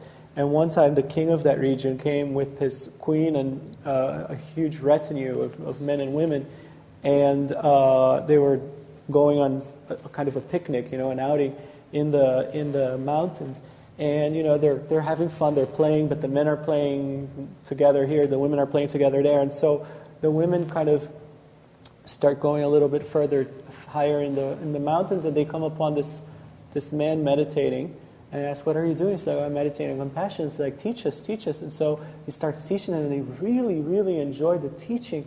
And so they're sitting like enraptured, rapt attention, listening. And finally the king in time kind of notices, where did the queen go? Where are the women? And so they go look for them. And they look here, they look there, and finally they find them up higher in the mountains. And they're sitting there listening to this strange man with a long beard talking about these unusual ideas. And so the king thinks, this guy is trying to lead my queen and these women astray, thinks he's leading them down a wrong path. So he says, you're doing something awful, you're a bad person, I'm going to kill you. And of course, it's a great being practicing patience. So he's like, that's okay, you can kill me, I'm very patient. So, can you imagine? So he says, just please though, let me just say a prayer first and then kill me. And he prays, someday in the future, I'm going to become Buddha. May the people who are now harming me, may they be among my first students. May I benefit them right away. And so the first guy cuts off one arm, another cuts another, and finally the king cuts his head. And so they're cutting off 5 things, and so the prayer that he makes is, may I cut off their 5 afflictions. And so, of course, when these beings, they did this with a terrible motivation. When they died, they had terrible results. But in time, because this Bodhisattva had made this prayer, this came through, and so ultimately they benefited tremendously from that connection, from having made that connection with this holy being. Even though it was such a terrible connection, it was a connection nonetheless, and so they became liberated first of all among all beings at the time of Shakyamuni Buddha. And then there's also the example of Mahakashyapa, who was not a bodhisattva, but a monk at the time of the Buddha, who eventually became an arhat. And he had this practice where, he would go begging, in the streets like all the monks did. But his practice was that whenever somebody interacted with him in any way, he would just pray, may they be happy. So if somebody said, you're doing very nicely, it's very nice, he would pray, may they be happy. If somebody says, you're very stupid, you're an idiot, may they be happy, no matter what. Now, this isn't even a bodhisattva practice, but it's similar, you get that same flavor, that no matter what comes their way, the bodhisattvas, the practitioners, are always praying, not only may they be happy, but may I be able to help them, may I be able to be of benefit to them. So it's so amazing to think that there are beings who are benefiting us regardless of what we are bringing to the table, that Shantideva is paying homage to them for that reason here. Yes, that we can't do that much passion, tolerance. He is, this sage. Shakyamuni Buddha's previous life, this sage, he is Arya Bodhisattva. He can, if God okay allowed, Right. But we learn passion. Somebody wanted to kill, not allowed. You kill me, not allowed. Right. We now beginning, beginning also not allowed to give fingers and head and eye, generous practice. You first give 1 cup of tea and rice and dal, and slowly became many things can give. But not beginning immediately you are all things give. No. Impossible. That is, Buddha said step by step. Even your realization, no area, not allowed to everything give, everything, life give, not allowed. Life, if somebody kill, you must, without angry, you need discussion, you need against something, why, what, or you protect your life, important. But without angrily fight, also okay. Not kill, but protect, temporary. Yeah, call police, also okay. That must need. But sometimes people misunderstanding. Dharma more important. You are somebody kill, okay. Somebody, but this no. But step by step, But Arya Bodhisattvas then can give body is tiger, and that sage king wanted to kill I am passion practitioner, like that. That is, we can't do immediately. Yeah, that is important. Sometimes misunderstanding. Yes, then now I think we read that second chapter. What say that number one? Just read one at a time? Huh? Just the first verse? Yes, first one. All together? We not yet read. Okay. Right. No, yeah, we haven't read this together yet. But, yeah, okay. We read second chapter. Then maybe too much, yeah. I think we have 20 minutes more. We have 20 minutes. Oh, yeah. Is that right? But, Whatever you... yeah, better just one Okay, one verse, okay. So, chapter 2, Confessing Negativities. In order to uphold that precious mind, I make excellent offerings to the Tathagatas, to the sacred Dharma, the stainless jewel, and to the children of the Buddhas, the oceans of excellent qualities. Oh yes, that is chapter 2, negative sorry bhaktis. Passion or passion? No, regret. No? Regret, purification, regret, confession. Yes. Because if we have so many negative karma, difficult generate bodhicitta. Difficult generate bodhicitta. Number third chapter, how to generate bodhicitta. That topic coming. But chapter 2, chapter 3, that is coming 8 limbs or 7 limbs coming. That is preparation, most important negative purification. Yes. That is like offering, prostration, refuge, and then negative purification. That is coming. Then, negative purification. That is chapter 2 topic. Yeah. So Geshe is explaining in chapter 3, we're going to get to the point where Shantideva explains how to generate bodhicitta for the first time. But it's very, very difficult to generate bodhicitta if we have all these negativities. So before we get to that, chapter 2 is about purifying the negativities. It's really, Geshe is saying, about all the 7 limbs, prostration and offering and refuge and purifying negativities and rejoicing to accumulate merit and requesting to remain. But the most important point in this is purifying the negativities.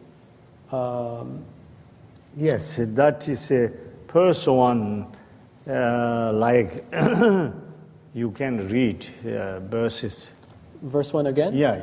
So again, it's, in order to uphold that precious mind, I make excellent offerings to the Tathagatas, to the sacred Dharma, the stainless jewel, and to the children of the Buddhas, the oceans of excellent qualities. You 2 times read. Oh, sorry. No, it's okay. It's good to hear. Yeah, that is because why offering for Buddhas, Bodhisattvas, 10 direction, all holy being, that is why you wanted take Bodhisattva commitment, wishing Bodhisattva and commitment Bodhisattva or generate bodhicitta, wishing bodhicitta, commitment bodhicitta. Therefore, you need merit, you need negative purification. Yeah, these 7 limbs need you. Therefore,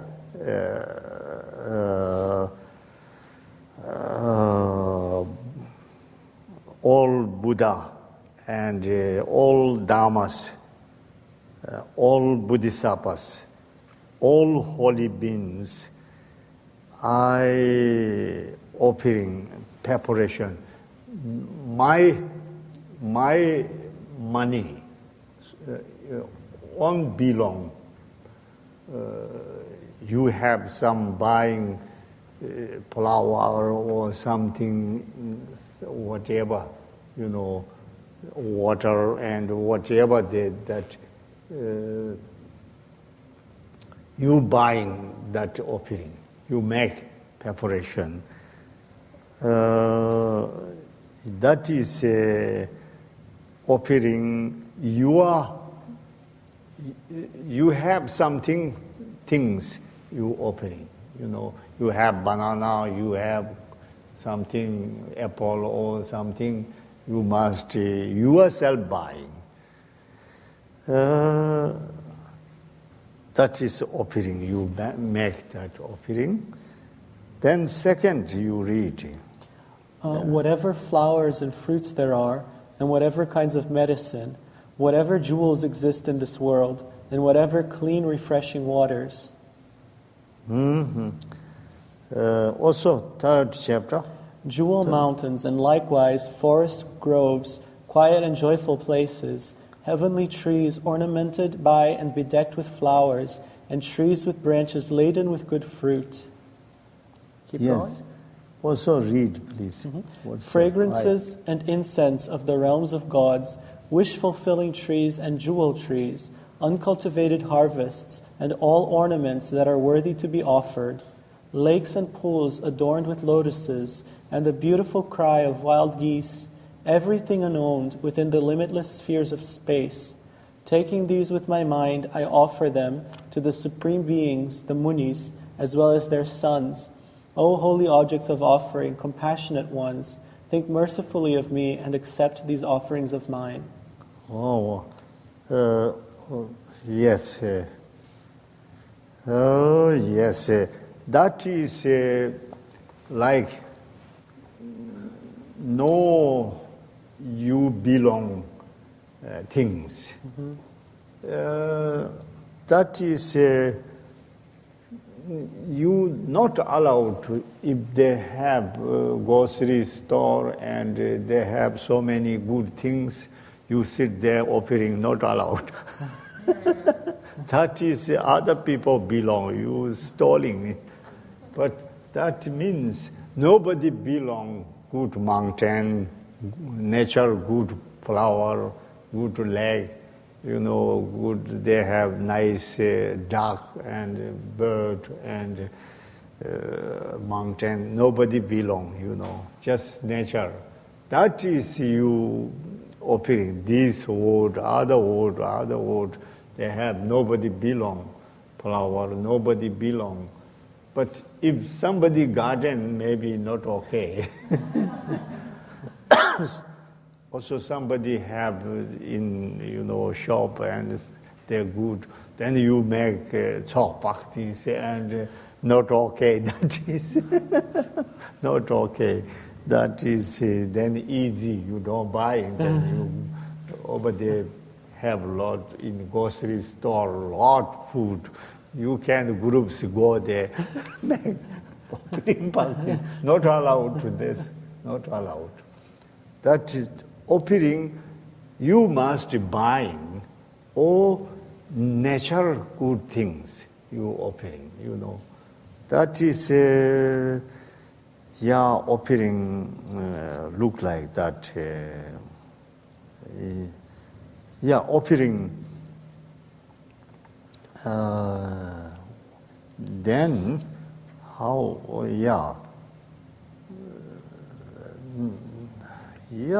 then I don't know, number 7, we read that.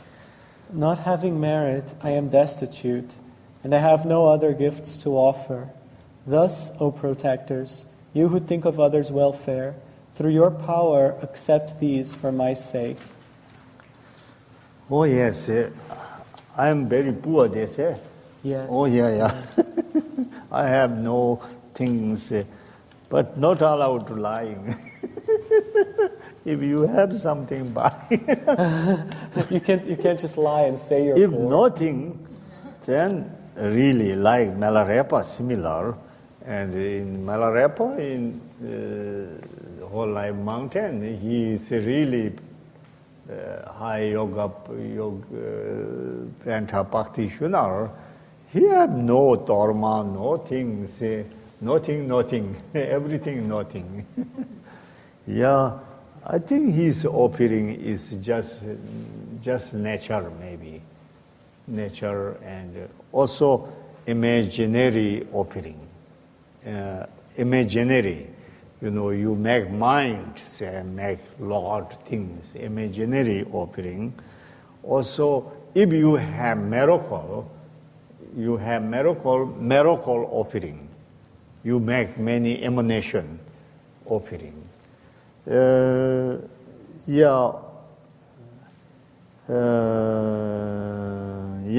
is yes, that offering look like that offering also offering what kind of offering need. Things look like without killing, without stealing,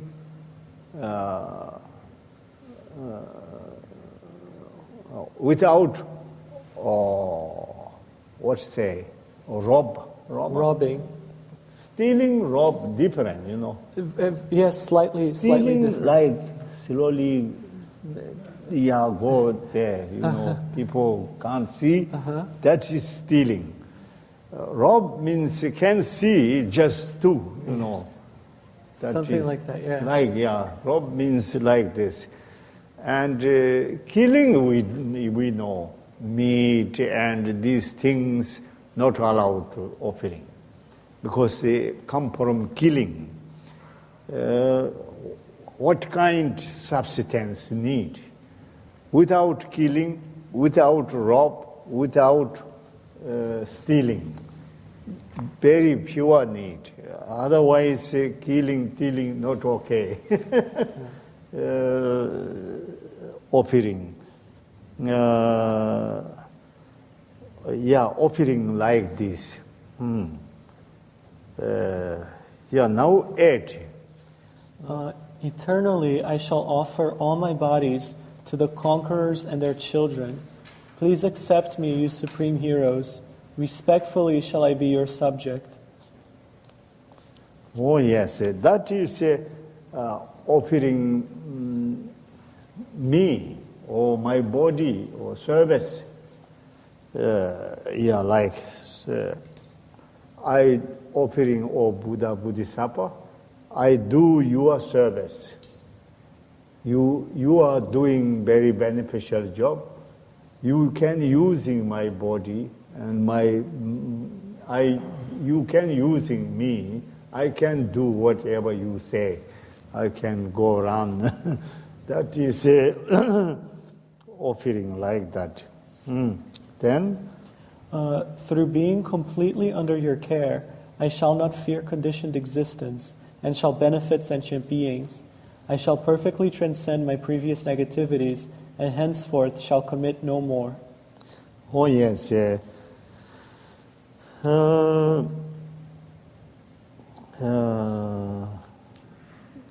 I have negative, all I do purification and don't do any more. Next time I don't do any more negative karma, negative. Yeah, that is like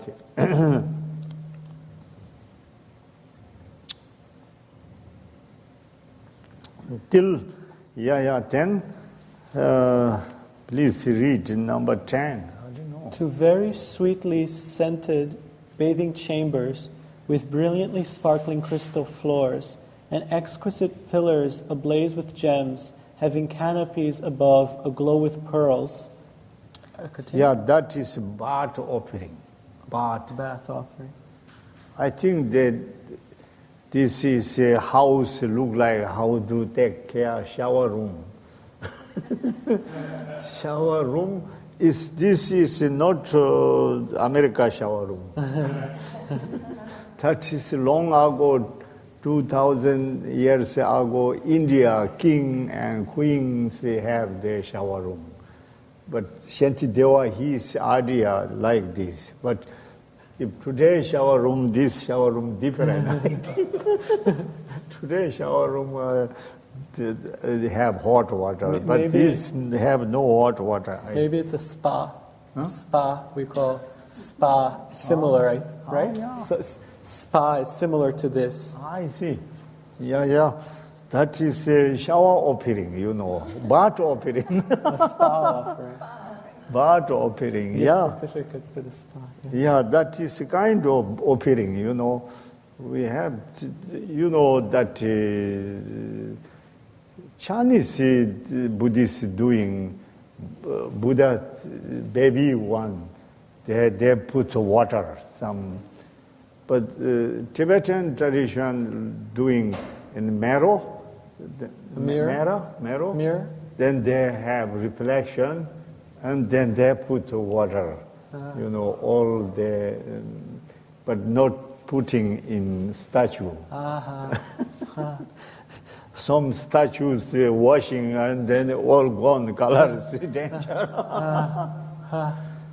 Anyway, that is,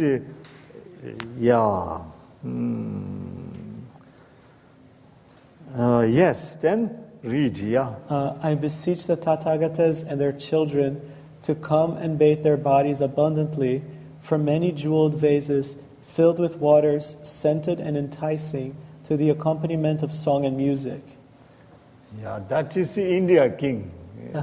But I think America music don't need to take shower. We sing in the shower. We make music. Yeah, that is India king. All, Buddhist cultures like come from India. Not Chinese culture, not Tibetan culture. Agam, Pade, Pupe, means all India kings, feet washing, mouth washing, flowers, and that, then eating music, and also bath time, also we using music, usually ritual, something bell or something. That is instead of music. Yeah, that is offering, good offering. But I think Buddhas, Bodhisattvas no dirty, but they don't want maybe shower. But we are doing our best, Like, oh yeah, that is 2 chapter like offering. Yeah, then. Let me dry their bodies with incomparable cloths, clean and well anointed with scent, and then may I present them with fragrant, well-dyed garments, manifold thin and soft clothes. Yeah, then take shower after need, what say? Towel. Shower need, I don't know, that means, and take water. Dry. Then offering new clothes, you offering new clothes, offering. Yeah, old clothes changing, new clothes offering. Also ornament, something, ornament. Yeah, please read.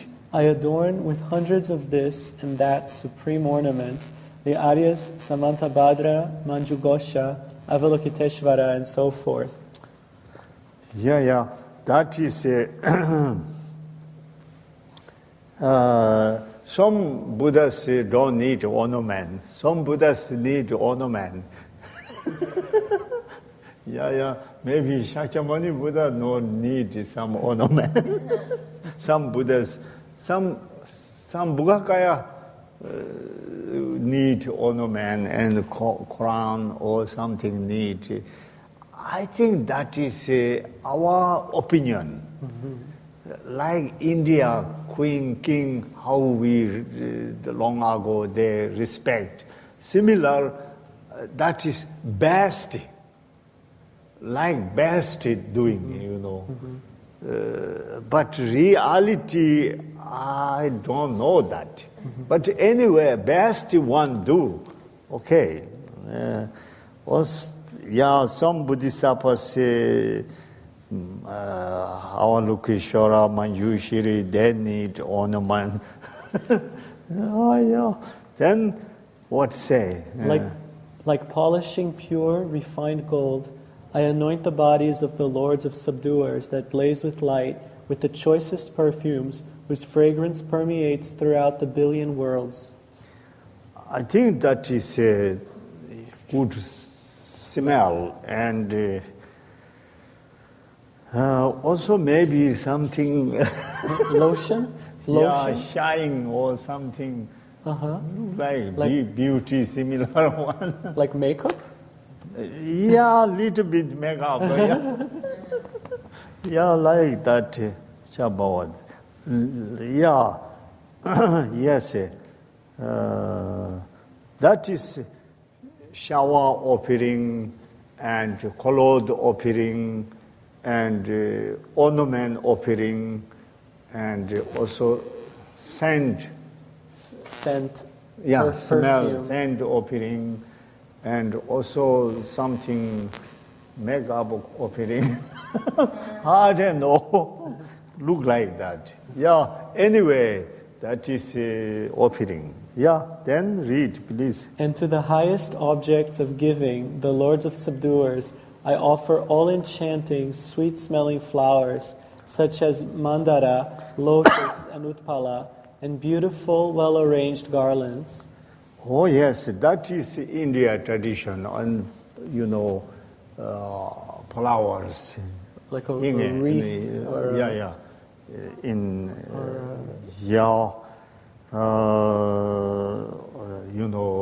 Rosary flowers. Like a necklace. Like she similar something. Like a big one. Yeah, flower. Then what say? I think incense. I also offer clouds of incense, whose pervasive sweet aroma steals away the mind. I offer to them the delicacies of the gods with a variety of foods and drinks too. Yes, that is then flowers and then incense, then bring breakfast or lunch or something, bring, a snack. Maybe. Yes, then? I also offer them jeweled lamps arranged on golden lotus buds. Upon ground anointed with incense, I scatter loose pleasing flowers. Yes, that is didn't hear, but like candle, lamp. Lamps. Lamp, yeah. That is also offering. I think that means purify. Otherwise, that lamp is just that water make dirt going. Also, fire make also dirt something burn. Like that. Yeah, that is offering. Then, maybe we today stopped here. Wow, many offering. But today, 5 o'clock, maybe everybody tired. Tomorrow we go this. Then, third chapter, we. Thank you very much. Would you like us to say? Oh yes, thank you. First? That better. So if we turn to the back of that page that we started with, where it says dedication prayers. In English, right? So we can recite together. May the supreme jewel bodhicitta that has not arisen, arise and grow. May that which has arisen or diminished but increase more and more. Due to all these merits, may all Father and Mother ascension beings, all the happiness, and may all the living ones be empty forever. Wherever there are bodhisattvas, may all their prayers be accomplished immediately. In the land encircled by snow and mountains, you are the source of happiness and good. All powerful chambers of Tenzin Gyatso, please remain until samsara ends.